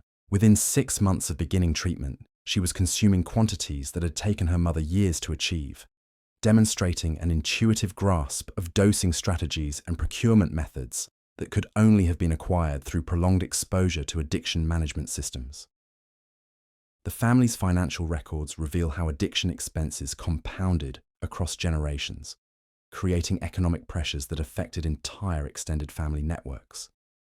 By 1883, the combined pharmaceutical costs for both Evangeline and Catherine Blackwood exceeded the household's annual income from all other sources, forcing the family to mortgage properties and liquidate investments to maintain their dual addictions while preserving their social position. The servants working in multi-generational addiction households developed specialized skills that were passed down through their own family networks. Mary Patterson trained her daughter Elizabeth in the complex techniques required to manage addicted employers, creating informal educational systems that transmitted knowledge about pharmaceutical dependency management across generations of domestic workers. These servant families often understood addiction patterns better than the medical professionals treating their employers, yet their knowledge remained confined to informal networks that had no influence on official medical practice or social policy. Elizabeth Patterson's detailed notes about managing both mother and daughter addiction reveal the exponential complexity that multi-generational dependency created within household systems. She had to coordinate pharmaceutical schedules for 2 people whose tolerance levels and consumption patterns were constantly changing. Manage procurement from multiple suppliers to avoid arousing suspicion about the household's massive consumption levels, and maintain elaborate deception systems that concealed the extent of both women's conditions from male family members and social visitors. The psychological dynamics within families, affected by multi-generational addiction, created patterns of codependency, an enabling that extended far beyond the immediate addiction issues. Catherine Blackwood's younger brother William grew up assuming responsibility for protecting both his mother and sister from situations that might trigger increased pharmaceutical consumption, developing caretaking behaviours that prevented him from forming normal peer relationships or pursuing age-appropriate activities and interests. William's childhood letters reveal a boy who had learned to suppress his own emotional needs and developmental requirements to serve as an emotional regulator for the addicted women in his household. He would monitor social situations for potential stressors, intervene in family conflicts before they escalated to levels that might worsen his mother's and sister's conditions, and even manipulate his own academic and social schedules to ensure his presence during periods when the women's pharmaceutical consumption might create household crises. The educational institutions serving upper-class families began recognizing patterns among students from households affected by multi-generational addiction. Though they lacked vocabulary to describe or address these issues directly, teachers noticed that certain students displayed premature maturity combined with anxiety about family situations, exceptional sensitivity to adult emotional states, and difficulty forming trusting relationships with authority figures who might prove unreliable or inconsistent. Young Catherine Blackwood's academic performance fluctuated dramatically based on her family's pharmaceutical situation at home, creating patterns of excellence followed by sudden decline that puzzled her instructors. During periods when her mother's addiction was relatively stable, Catherine would produce exceptional work that demonstrated remarkable intellectual capacity and creative insight. However, when family pharmaceutical crises required her emotional attention and caretaking energy, her academic performance would deteriorate rapidly as her psychological resources were diverted to managing addiction-related family dynamics. The social networks surrounding multi-generational addiction families created complex webs of mutual enabling and protection that extended far beyond individual households. When the Blackwood family's financial resources became strained by their dual pharmaceutical expenses, other society families quietly provided assistance through elaborate systems of loans, gifts, and shared resources that maintained the family's social position while enabling continued addiction without requiring acknowledgement of the underlying problems. Mrs. Adelaide Pemberton's correspondence reveals how established society families would coordinate support for newer addiction cases, providing mentorship in procurement strategies, sharing supplier networks, and offering emotional support that normalized pharmaceutical dependency as a manageable aspect of refined feminine life.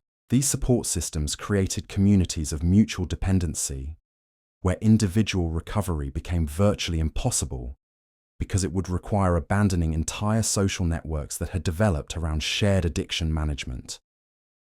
The marriage market became increasingly complicated by the prevalence of multi-generational addiction within prominent families.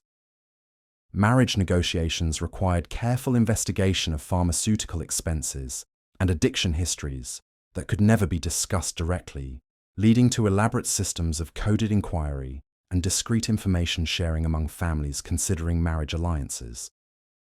The presence of addiction within a family line became a significant factor in marriage planning, though it was never acknowledged explicitly in formal negotiations. Charles Whitmore's courtship of Catherine Blackwood required his family to conduct subtle investigations into the Blackwood household's pharmaceutical situation without appearing to question the family's respectability or Catherine's suitability as a potential wife. The Whitmore family's private correspondence reveals their awareness that marriage into an addiction-affected family would require ongoing financial and social support for pharmaceutical dependency, though they never used direct language to describe these concerns. The wedding preparations for addiction-affected families created additional layers of complexity as pharmaceutical consumption needed to be carefully managed to ensure appropriate presentation during high-visibility social events. Catherine Blackwood's wedding required elaborate coordination between her pharmaceutical schedule and the timing of various ceremonial obligations, with backup plans for managing potential withdrawal symptoms or medication-related complications during the extended celebration period. Catherine's wedding dress was modified to include discreet pockets and hidden compartments that would allow her to maintain access to laudanum throughout the lengthy ceremony and reception activities. Her lady's maid developed detailed timelines that coordinated pharmaceutical consumption with social obligations, ensuring optimal presentation during photography sessions, receiving line activities, and dancing portions of the celebration, while avoiding obvious intoxication that might cause scandal. The honeymoon period created unique challenges for newly married women managing laudanum addiction, as they needed to conceal their pharmaceutical dependency from their husbands, while adjusting to new domestic arrangements that might disrupt established consumption routines. Catherine's honeymoon correspondence with her mother reveals elaborate systems for maintaining pharmaceutical supplies while traveling, including arrangements with suppliers in various European cities and techniques for concealing consumption from her new husband during intimate domestic situations. The transition from maiden to wife required Catherine to establish new procurement networks and concealment systems that would function within her married household while maintaining the secrecy necessary to protect her reputation and marriage. She had to train new servants in pharmaceutical management techniques, establish relationships with suppliers near her new residence, and develop storage and consumption routines that would function within the different architectural and social constraints of her married life.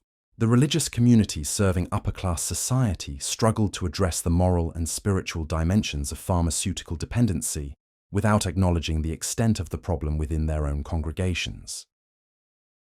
Reverend Dr. Samuel Richardson ministered to several families affected by multi-generational addiction, but his theological framework provided no useful guidance for addressing conditions that were simultaneously medical, moral, and social in their dimensions and implications.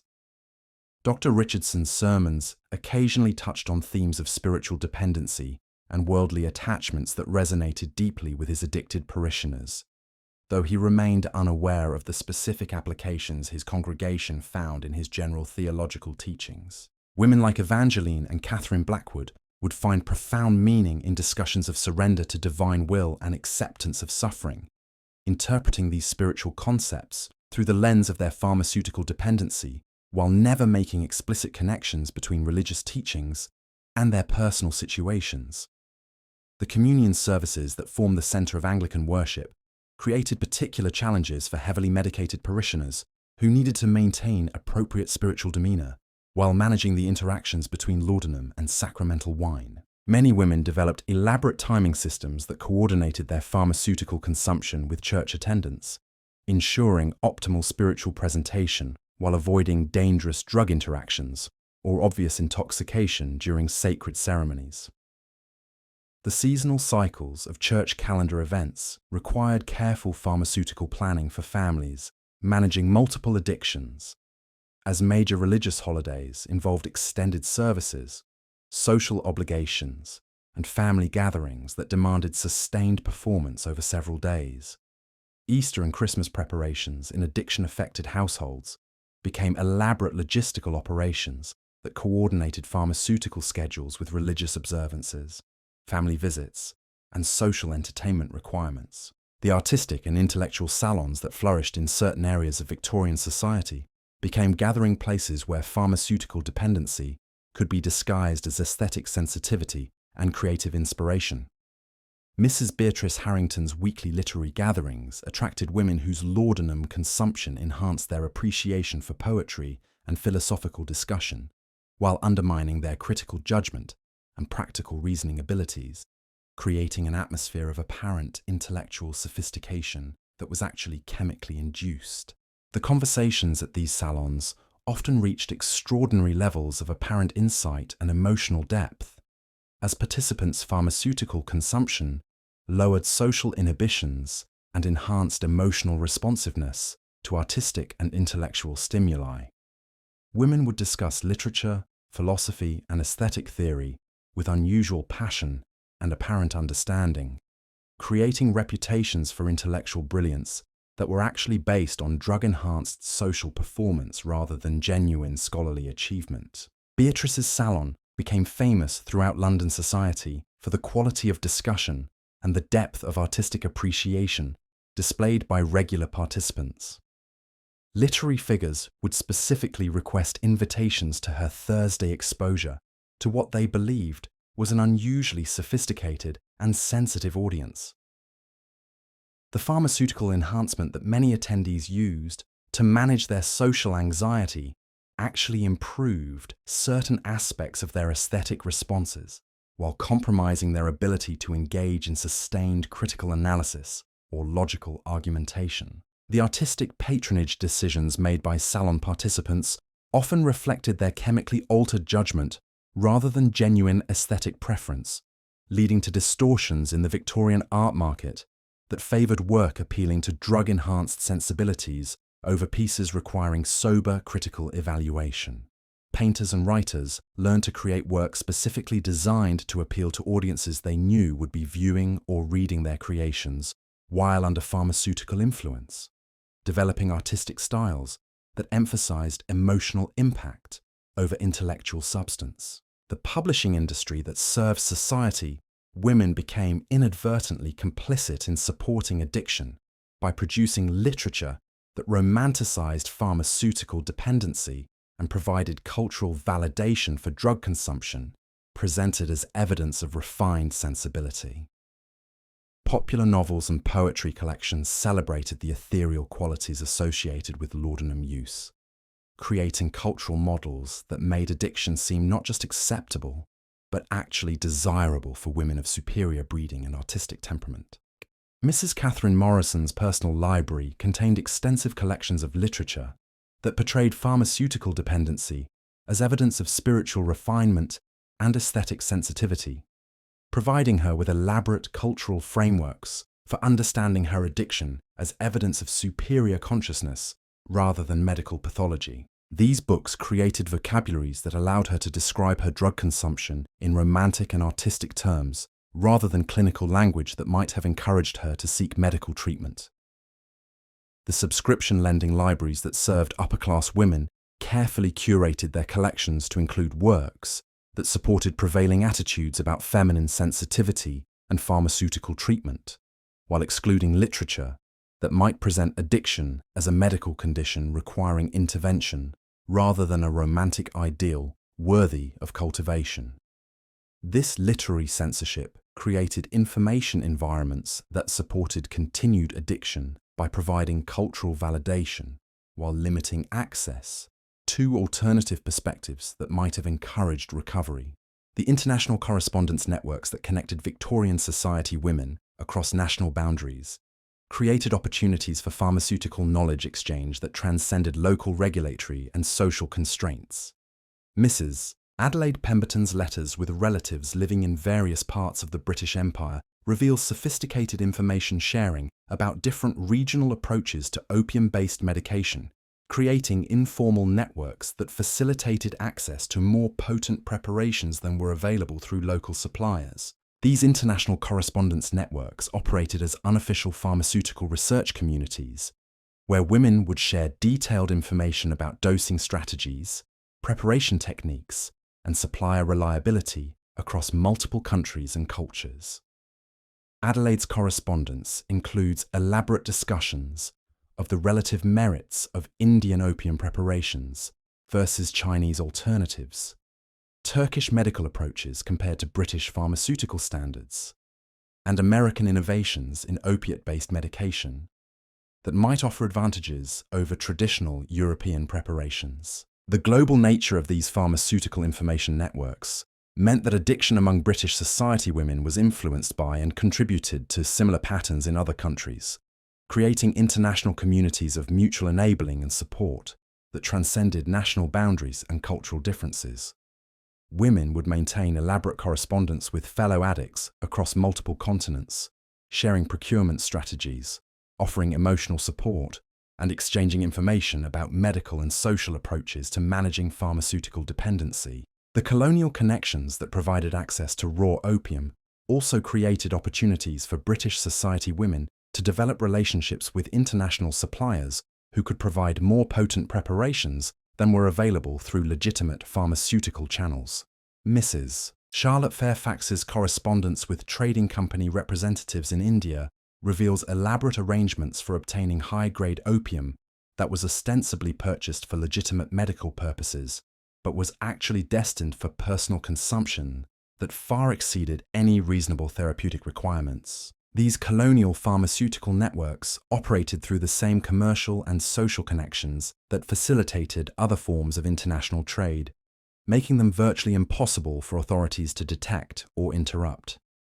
Women who had never engaged in any form of illegal activity found themselves operating sophisticated international drug trafficking operations that moved enormous quantities of narcotics across national boundaries, all disguised as legitimate commercial and family correspondence. The technological innovations that began transforming pharmaceutical manufacturing in the 1880s created new opportunities and challenges for women managing established addiction patterns. The development of standardized manufacturing processes made it possible to produce more consistent preparations, but also led to increased regulation and oversight that complicated procurement for heavy users who had become accustomed to unlimited access through informal networks and personal relationships with individual suppliers. Mrs. Victoria Caldwell's correspondence with various suppliers reveals growing anxiety about potential restrictions on pharmaceutical sales and increasing scrutiny from medical authorities who were beginning to recognize addiction as a serious medical condition rather than simply a fashionable lifestyle choice. The increasing medicalization of addiction created new forms of stigma that made it more difficult for society women to maintain their pharmaceutical consumption while preserving their social respectability. The introduction of new synthetic medications offered alternatives to traditional opium-based preparations, but many established addicts preferred laudanum due to its social acceptability and their familiarity with its effects. Experimental consumption of newer preparations containing cocaine and other synthetic compounds often produced effects that were more difficult to conceal in social situations and carried greater risks of obvious intoxication that might expose the user's pharmaceutical dependency to unwanted scrutiny. The evolving pharmaceutical landscape also created opportunities for established suppliers to exploit their customers' loyalty and dependency by marketing traditional laudanum preparations as superior to newer synthetic alternatives.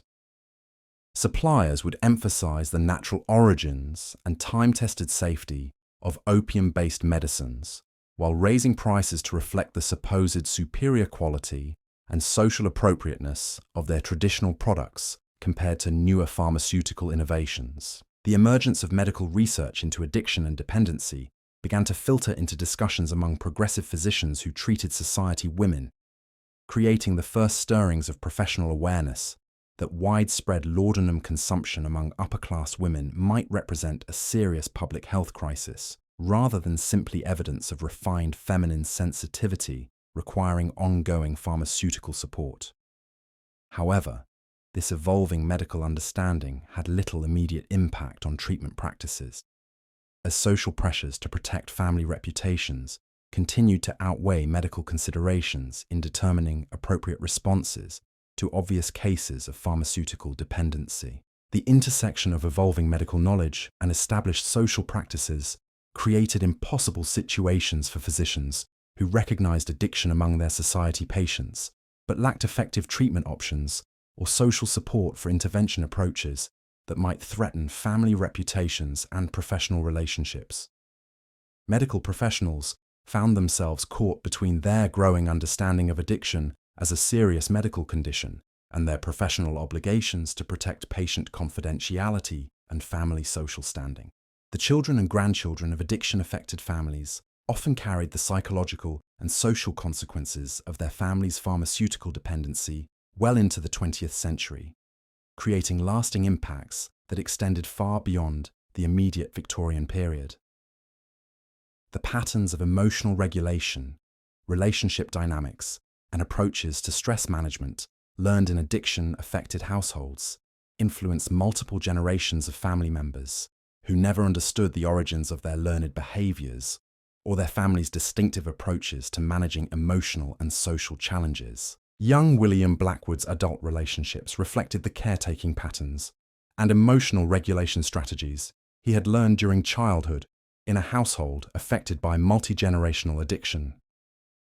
His marriage was characterized by his assumption of excessive responsibility for his wife's emotional well-being, his hypervigilance about potential sources of stress or conflict, and his difficulty accepting care or support from others who might prove unreliable or inconsistent in their availability and responsiveness. The social networks and cultural institutions that had developed around supporting and concealing Victorian women's laudanum addiction gradually adapted to address other forms of pharmaceutical dependency as medical knowledge advanced and new substances became available.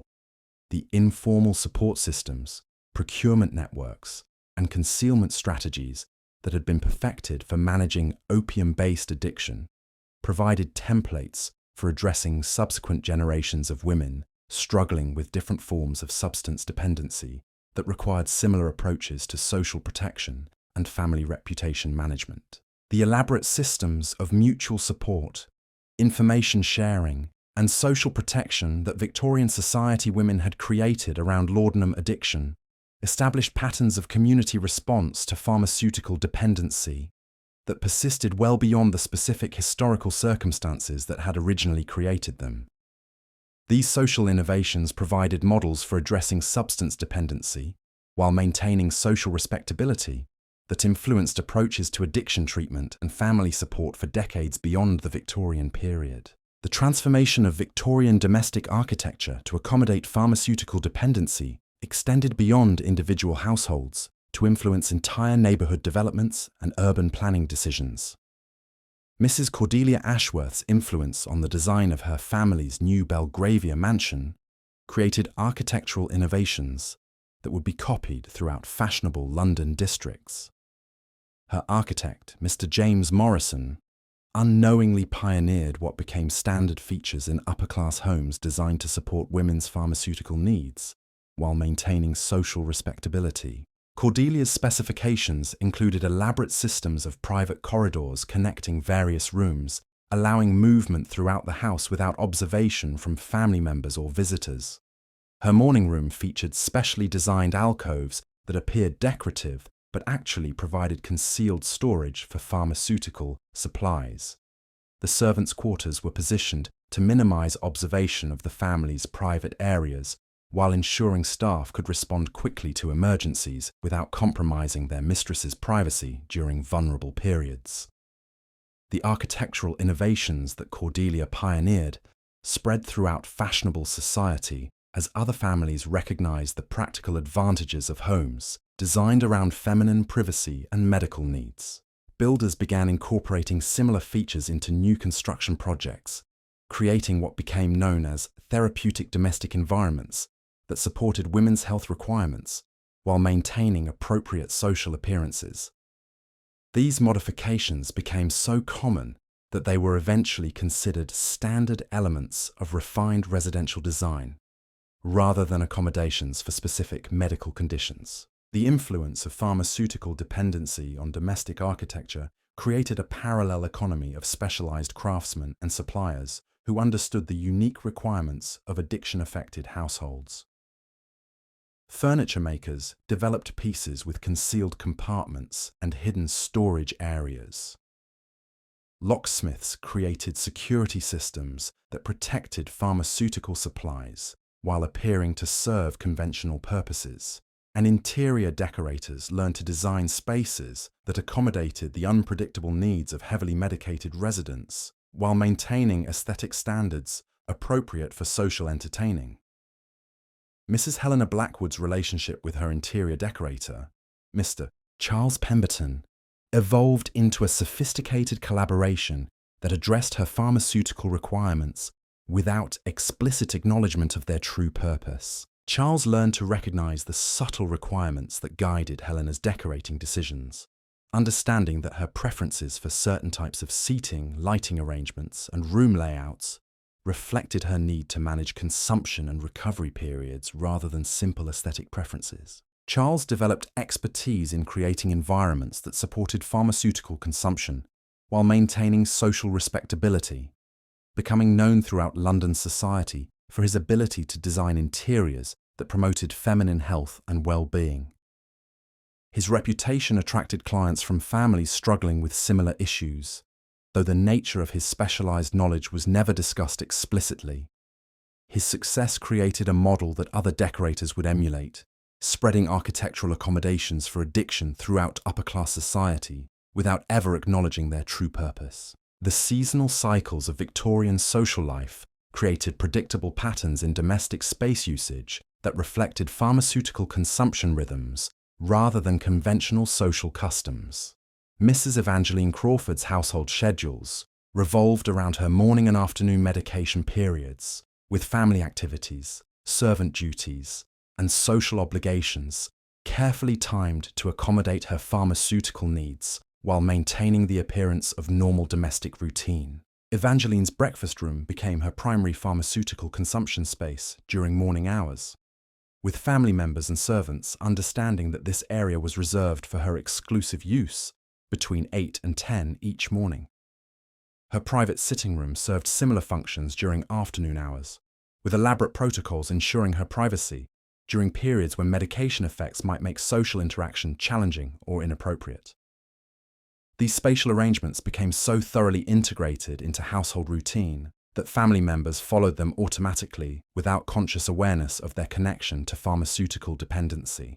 The servants working in these carefully orchestrated households developed sophisticated understanding of spatial management techniques that supported their mistress's addiction while maintaining appropriate domestic appearances. They learned to read environmental cues that indicated their employer's pharmaceutical state, understanding which rooms could be safely entered for cleaning or other duties, and which spaces required careful approach or complete avoidance during certain periods.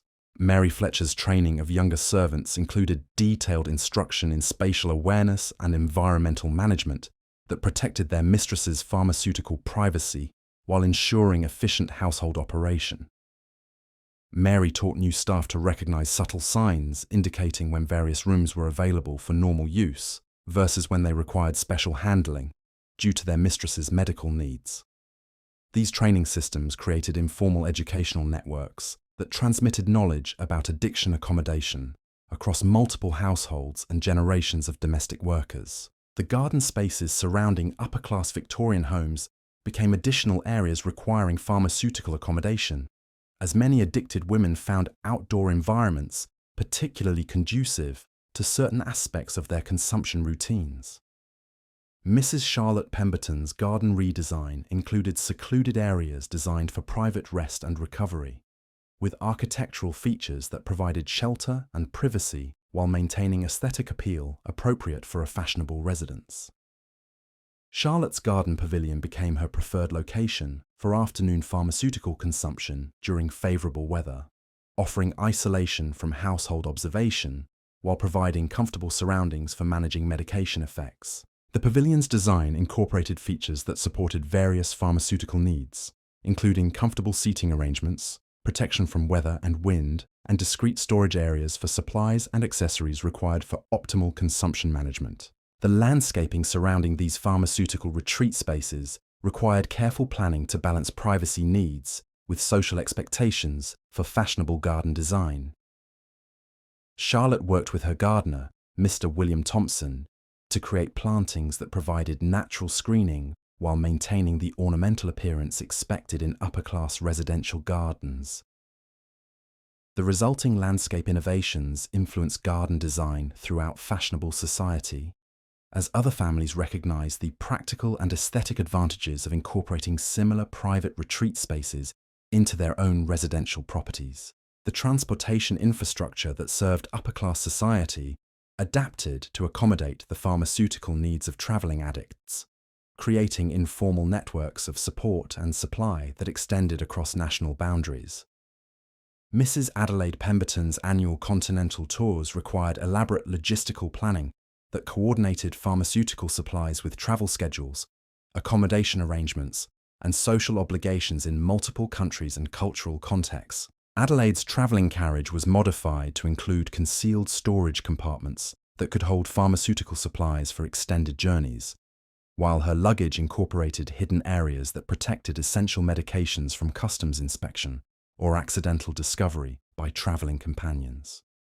Her lady's maid, Sarah Morrison, developed expertise in international pharmaceutical logistics that made her invaluable not just to Adelaide, but to other society women planning similar continental travels. Sarah's knowledge of European pharmaceutical markets, supplier networks, and customs regulations created opportunities for her to provide consulting services to other addiction-affected families planning international travel. Her informal business operated through servant networks and family connections, offering guidance on procurement strategies, legal requirements, and cultural considerations that affected pharmaceutical access in different countries and regions. The continental hotel industry that served British society travellers began recognising patterns among certain guests whose accommodation requirements seemed unusually specific and whose behaviour suggested medical conditions requiring special consideration. Hotel managers in fashionable resort areas developed discreet services that addressed these guests' pharmaceutical needs without explicit acknowledgement of their true nature, creating hospitality innovations that supported addiction while maintaining social respectability. Mrs. Victoria Fairchild's regular visits to Baden-Baden established relationships with hotel staff who understood her requirements for privacy, medical accommodation, and access to local pharmaceutical supplies without requiring detailed explanations of her specific medical conditions. The hotel's concierge services evolved to include discreet pharmaceutical consulting and procurement assistance that served not just Victoria, but other British guests with similar needs. The international spa communities that attracted wealthy British women created informal pharmaceutical markets that operated alongside conventional medical treatments and social activities. These resort environments provided perfect cover for heavy drug consumption, as the medical justification for various treatments was built into the spa experience itself, allowing addicted women to consume enormous quantities of different preparations while maintaining the fiction that they were following legitimate therapeutic regimens. The social clubs and private societies that served upper-class women developed elaborate protocols for accommodating members whose pharmaceutical dependency affected their ability to participate in conventional social activities. Mrs. Beatrice Harrington's Literary Club modified its meeting schedules and activity planning to ensure that addicted members could participate fully without exposing their conditions to unwanted scrutiny or social embarrassment. Beatrice's club developed what they termed flexible participation protocols that allowed members to attend social events according to their individual health requirements and medical schedules. These accommodations were presented as evidence of the club's sophisticated understanding of feminine health and medical needs, rather than acknowledgement of specific addiction issues, creating social environments that normalized pharmaceutical dependency while protecting member privacy and respectability. The club's meeting rooms were designed with multiple seating areas that provided different levels of privacy and social engagement, allowing members to participate in group activities while managing their pharmaceutical needs according to their individual tolerance levels and consumption schedules. These spatial innovations created social environments that supported addiction while maintaining the appearance of normal feminine social interaction. The charitable organizations that occupied much of society women's time developed informal systems for accommodating board members and volunteers whose pharmaceutical dependency affected their reliability and judgment capacity. Mrs. Eleanor Blackwood's charitable foundation adapted its governance structures to ensure continuity of operations, despite the unpredictable availability of key personnel who struggled with addiction-related health issues. Eleanor's foundation developed rotating leadership systems that distributed responsibilities among multiple board members, ensuring that important decisions and operational requirements could effectively, even when individual managed leaders were temporarily unavailable due to medical conditions or treatment requirements. These organizational innovations spread throughout the charitable sector as other institutions recognized the practical advantages of management structures that accommodated members' health fluctuations. The charitable work itself became a form of therapy for some addicted women, providing structured activities and social purpose that helped them maintain psychological stability while managing their pharmaceutical dependency. Mrs. Helena Blackwood found that her work organizing aid for impoverished families provided emotional satisfaction and social validation that reduced some of her psychological need for pharmaceutical enhancement, though she never made explicit connections between her charitable activities and her medication requirements. Helena's charitable work also created opportunities for her to develop relationships with working-class women, whose own struggles with poverty and hardship provided perspective on her privileged but complicated life circumstances. These cross-class interactions offered emotional experiences and social insights that her usual upper-class social circle could not provide. Though the class barriers of Victorian society prevented these relationships from developing into genuine friendships that might have provided meaningful support for her addiction struggles, the religious communities that served upper-class society struggled to provide meaningful spiritual guidance for women whose pharmaceutical dependency created complex moral and theological dilemmas. Reverend Dr. Marcus Whitfield counseled several parishioners who privately sought guidance about their relationship with laudanum. Though his theological training provided limited practical wisdom for addressing conditions that combined medical, moral, and spiritual dimensions in unprecedented ways, Dr. Whitfield's pastoral approach emphasized prayer, scripture study, and spiritual discipline as responses to all forms of suffering and temptation. But these conventional religious remedies proved inadequate for addressing the complex psychological and physical aspects of pharmaceutical dependency. His well-meaning advice often increased rather than decreased the guilt and spiritual confusion experienced by addicted parishioners who found themselves unable to achieve spiritual victory over their pharmaceutical needs through conventional religious practices. Mrs. Cordelia Ashworth's correspondence with Dr. Whitfield reveals her desperate attempts to understand her laudanum consumption within Christian frameworks that emphasize divine providence, personal responsibility, and spiritual growth. Her letters describe elaborate theological justifications for continued pharmaceutical use alongside genuine spiritual seeking that reflected her desire to maintain both her drug consumption and her religious identity without acknowledging their fundamental incompatibility. Dr. Whitfield's responses to Cordelia demonstrate the limitations of Victorian religious thinking when confronted with addiction issues that transcended simple moral categories.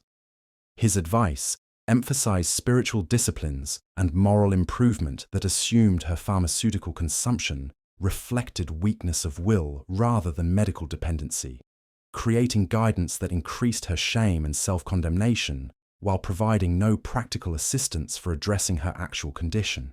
The seasonal rhythms of religious observance created additional challenges for addicted women who needed to maintain appropriate spiritual demeanor during high-visibility church events while managing pharmaceutical consumption that affected their emotional stability and social presentation. Mrs. Charlotte Fairfax's preparation for major religious holidays required elaborate coordination between her spiritual obligations and her pharmaceutical needs, creating complex scheduling challenges that reflected the fundamental tensions between her addiction and her faith. Charlotte's Christmas and Easter preparations became elaborate pharmaceutical planning exercises that coordinated her medication schedule with extended church services, family gatherings, and social obligations that demanded sustained spiritual and social performance over multiple days. Her ability to participate meaningfully in religious observances became entirely dependent on carefully managed pharmaceutical consumption that provided emotional stability while avoiding obvious intoxication during sacred ceremonies.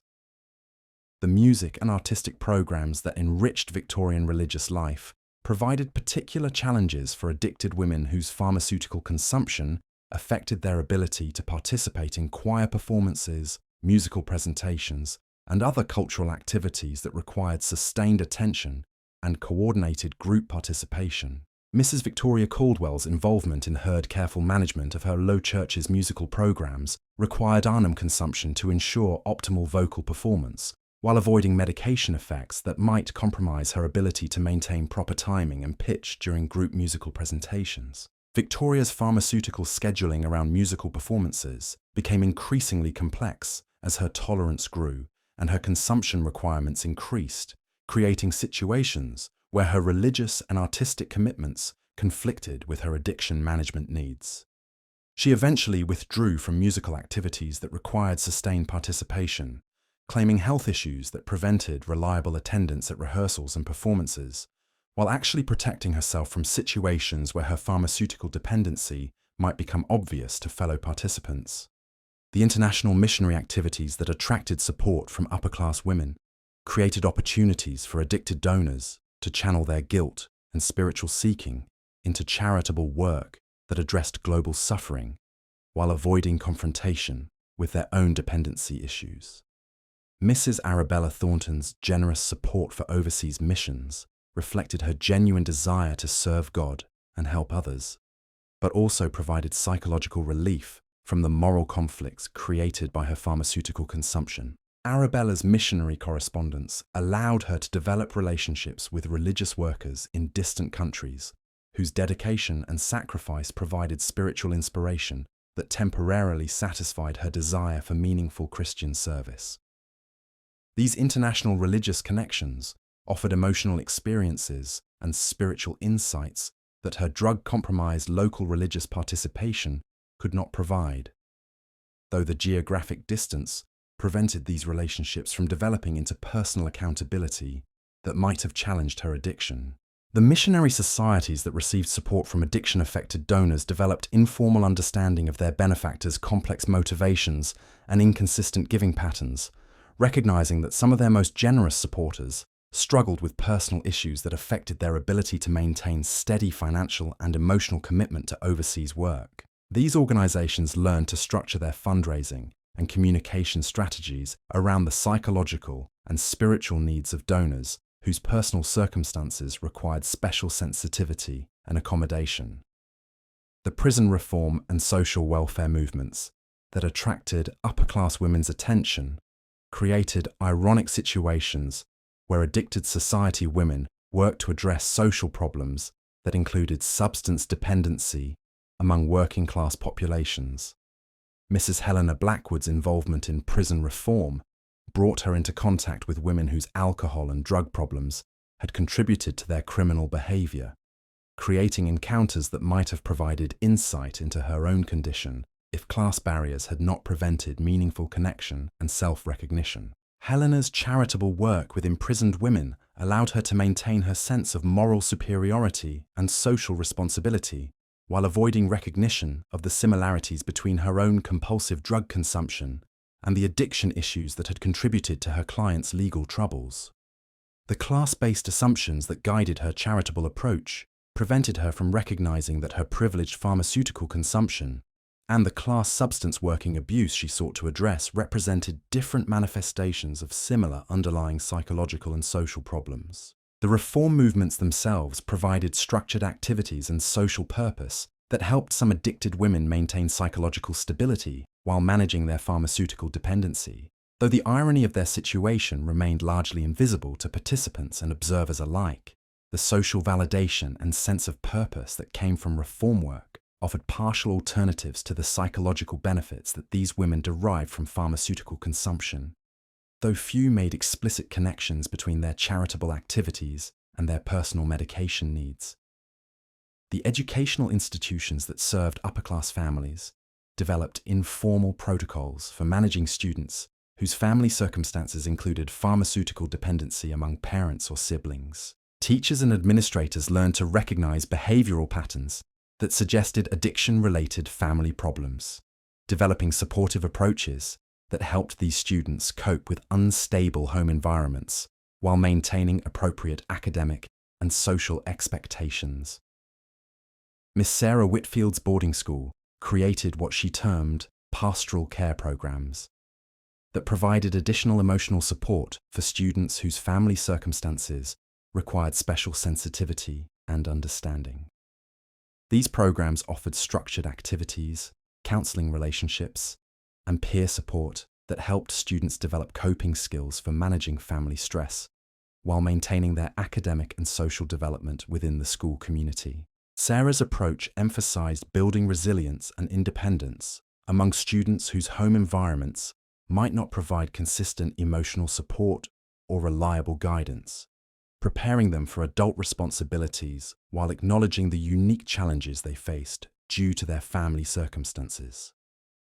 Her educational philosophy influenced other institutions serving similar populations, creating pedagogical approaches that address the complex needs of children from addiction-affected families without explicitly acknowledging the nature of their family problems. The marriage preparation and courtship customs that governed upper-class romantic relationships required careful navigation of pharmaceutical dependency issues that could never be discussed directly but significantly affected family compatibility and financial planning. Marriage negotiations involved subtle investigations into pharmaceutical expenses and addiction patterns that might affect long-term family stability and social standing, creating complex social dynamics around romantic relationships and family alliance formation.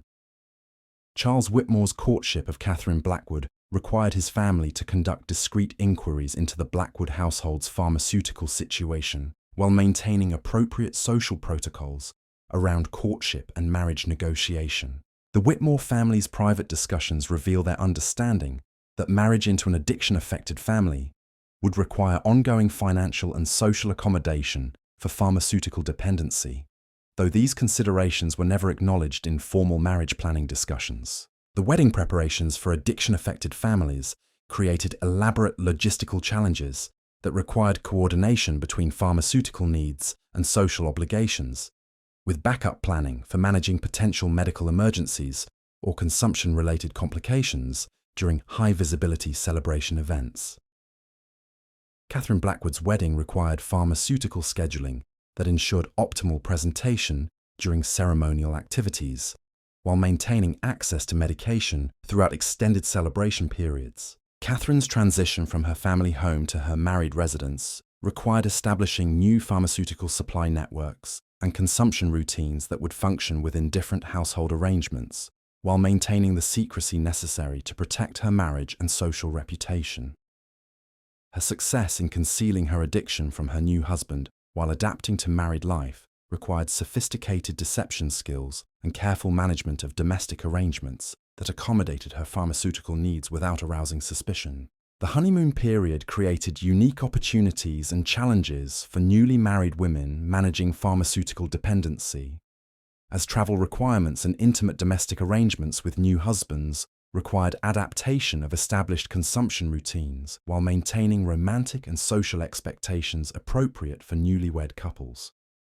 Catherine's honeymoon correspondence reveals elaborate systems for maintaining pharmaceutical supplies during travel, while concealing consumption from her husband during their most intimate, early married experiences. The establishment of new households required addicted women to train servants, establish supplier relationships, and create domestic routines that supported their pharmaceutical needs, while maintaining appropriate married social appearances. Catherine's success in creating functional addiction required considerable married life, while managing serious intelligence, planning skills, and deceptive capability that demonstrated both her personal resourcefulness and the tragic waste of human potential that addiction represented. The generational patterns of addiction transmission within Victorian families created complex inheritance issues beyond simple financial considerations, as pharmaceutical dependency affected family decision-making capacity, asset management, and long-term planning in ways that had lasting consequences for multiple generations of family members. Mrs. Evangeline Blackwood's estate planning required careful consideration of her daughter Catherine's pharmaceutical expenses and decision-making capacity, creating legal and financial arrangements that protected family assets while accommodating addiction-related needs and limitations. Evangeline's will included elaborate trust arrangements that provided Catherine with access to funds for pharmaceutical expenses while protecting the family's remaining assets from potential mismanagement due to addiction-impaired judgment. These legal innovations created templates for other addiction-affected families facing similar estate planning challenges, developing financial instruments that balanced family support with asset protection in ways that acknowledged addiction without explicitly naming it in legal documents. The legal profession serving upper-class families developed expertise in creating financial arrangements that addressed pharmaceutical dependency without creating legal documents that might expose family addiction issues to unwanted scrutiny or social embarrassment. Lawyers learned to draft wills, trusts, and financial agreements that provided ongoing support for addiction-related expenses while maintaining family privacy and protecting against potential legal challenges that might arise from addiction-impaired decision-making. The banking institutions that served wealthy Victorian families developed informal understanding of account patterns and financial behaviors that reflected pharmaceutical dependency among their clients, creating discrete services that accommodated unusual expense patterns and withdrawal requirements without requiring explicit acknowledgement of their underlying causes. Banks learned to provide financial services that supported addiction while maintaining customer privacy and institutional respectability. Mrs. Adelaide Pemberton's banking relationships evolved to include discrete pharmaceutical financing arrangements that allowed her to maintain her consumption levels while protecting her family's broader financial interests from the economic impact of her escalating addiction expenses. Her banker, Mr. James Morrison, developed specialized knowledge of pharmaceutical markets and supply costs that allowed him to provide financial advice and services that supported her addiction while maintaining appropriate professional boundaries and institutional policies. The insurance industry that served upper-class families struggled to address pharmaceutical dependency issues that affected policy coverage, premium calculations, and claim assessments in ways that required acknowledgement of addiction without explicit documentation that might compromise family privacy or social standing.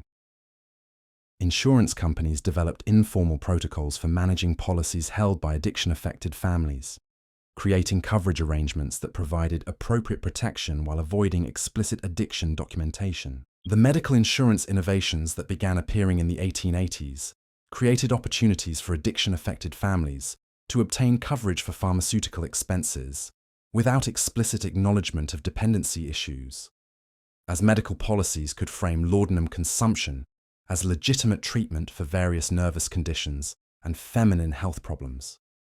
These insurance arrangements provided financial support for continued addiction while maintaining the medical fiction that pharmaceutical consumption represented therapeutic treatment rather than recreational dependency. The international finance networks that supported global commerce and family wealth management created opportunities for addiction-affected families to access pharmaceutical supplies and financial resources across national boundaries, developing complex arrangements that supported addiction while protecting family assets and reputations from potential exposure or legal complications related to drug consumption and international pharmaceutical commerce.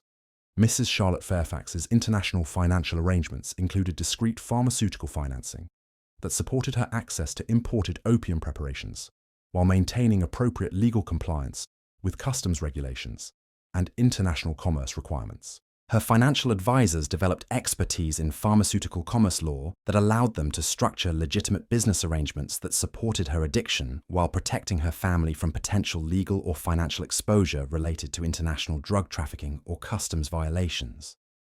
The international connections that facilitated Victorian laudanum addiction extended far beyond simple commercial relationships to encompass elaborate social networks that spanned continents and cultures.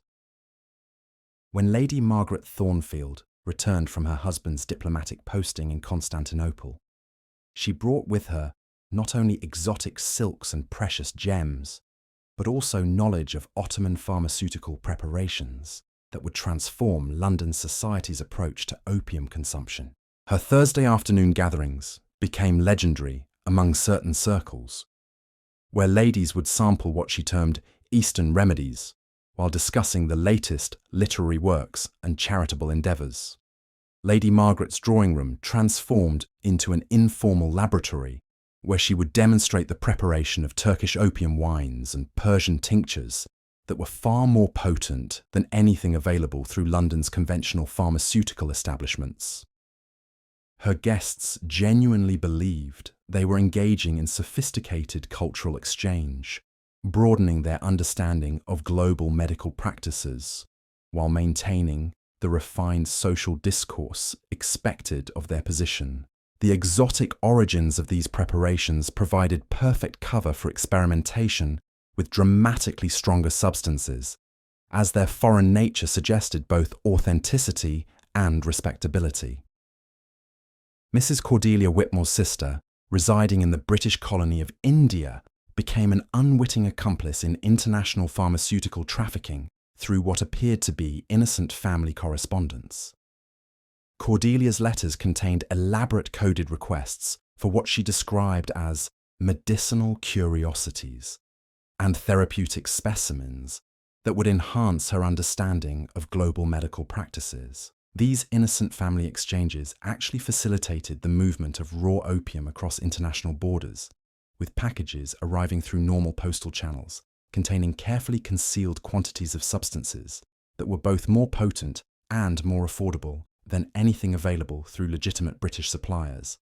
The sophistication of these international networks reveals how thoroughly addiction had penetrated the upper echelons of British society. Women who would have been horrified by any association with criminal activity were unknowingly operating complex smuggling operations that moved enormous quantities of narcotics across continents, all while maintaining their reputations as pillars of moral society and cultural refinement. Their international connections provided access to pharmaceutical varieties and potencies that domestic suppliers could never match, creating addiction patterns that escalated far beyond what local medical supervision might have contained or controlled. The seasonal migrations of wealthy families between their various residences created additional logistical networks that supported and concealed pharmaceutical dependency on an international scale. Mrs. Beatrice Caldwell's annual continental tour required pharmaceutical planning that rivaled military supply operations in its complexity and precision.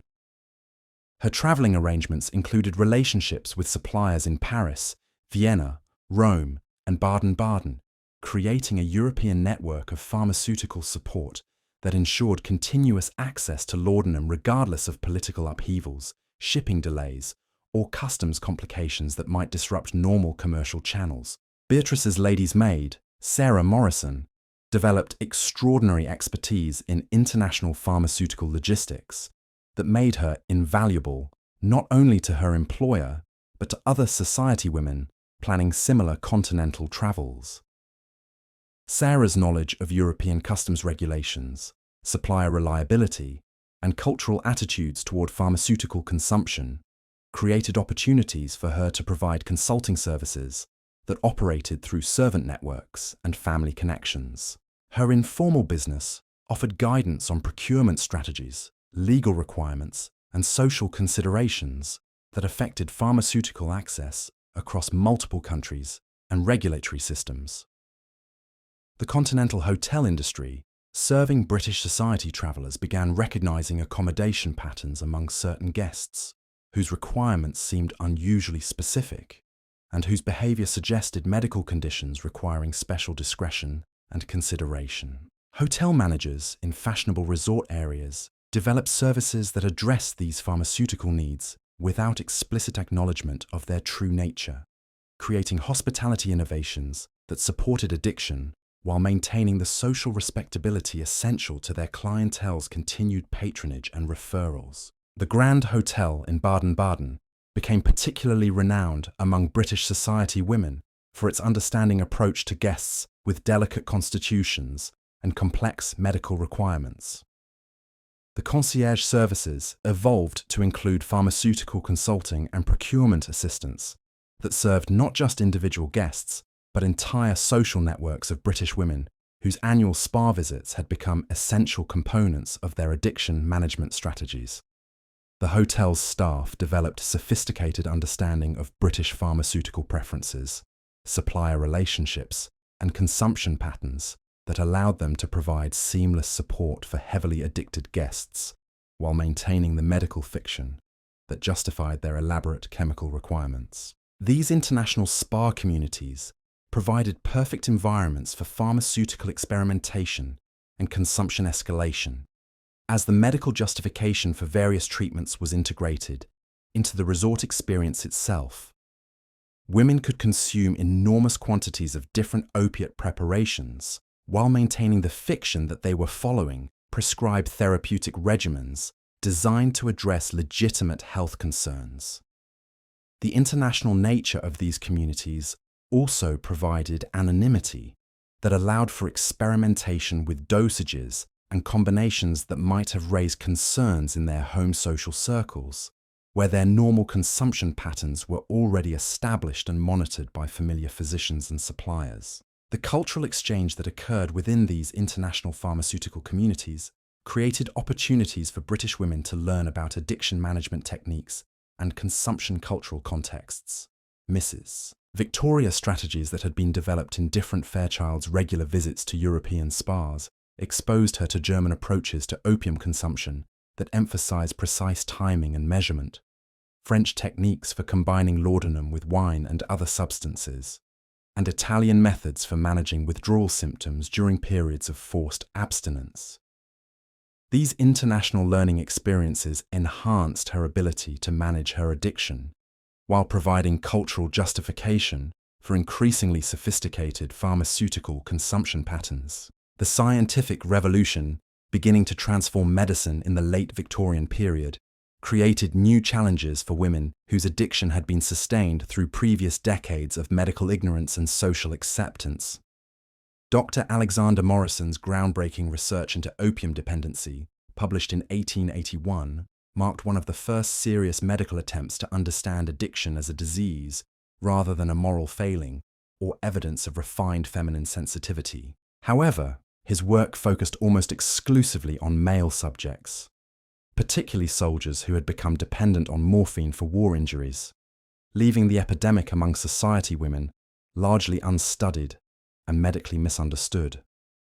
As we close this tragic chapter of Victorian history, the stories of Eleanor Whitmore, Catherine Morrison, and countless other society women remind us that addiction has always been a hidden epidemic, transcending class boundaries and social expectations.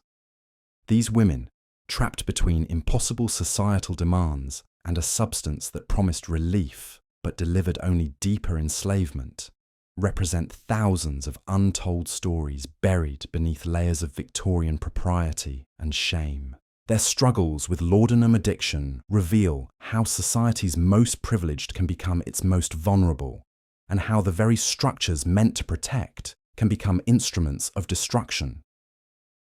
Next time you see a perfectly composed Victorian portrait, remember there might be more than meets the eye.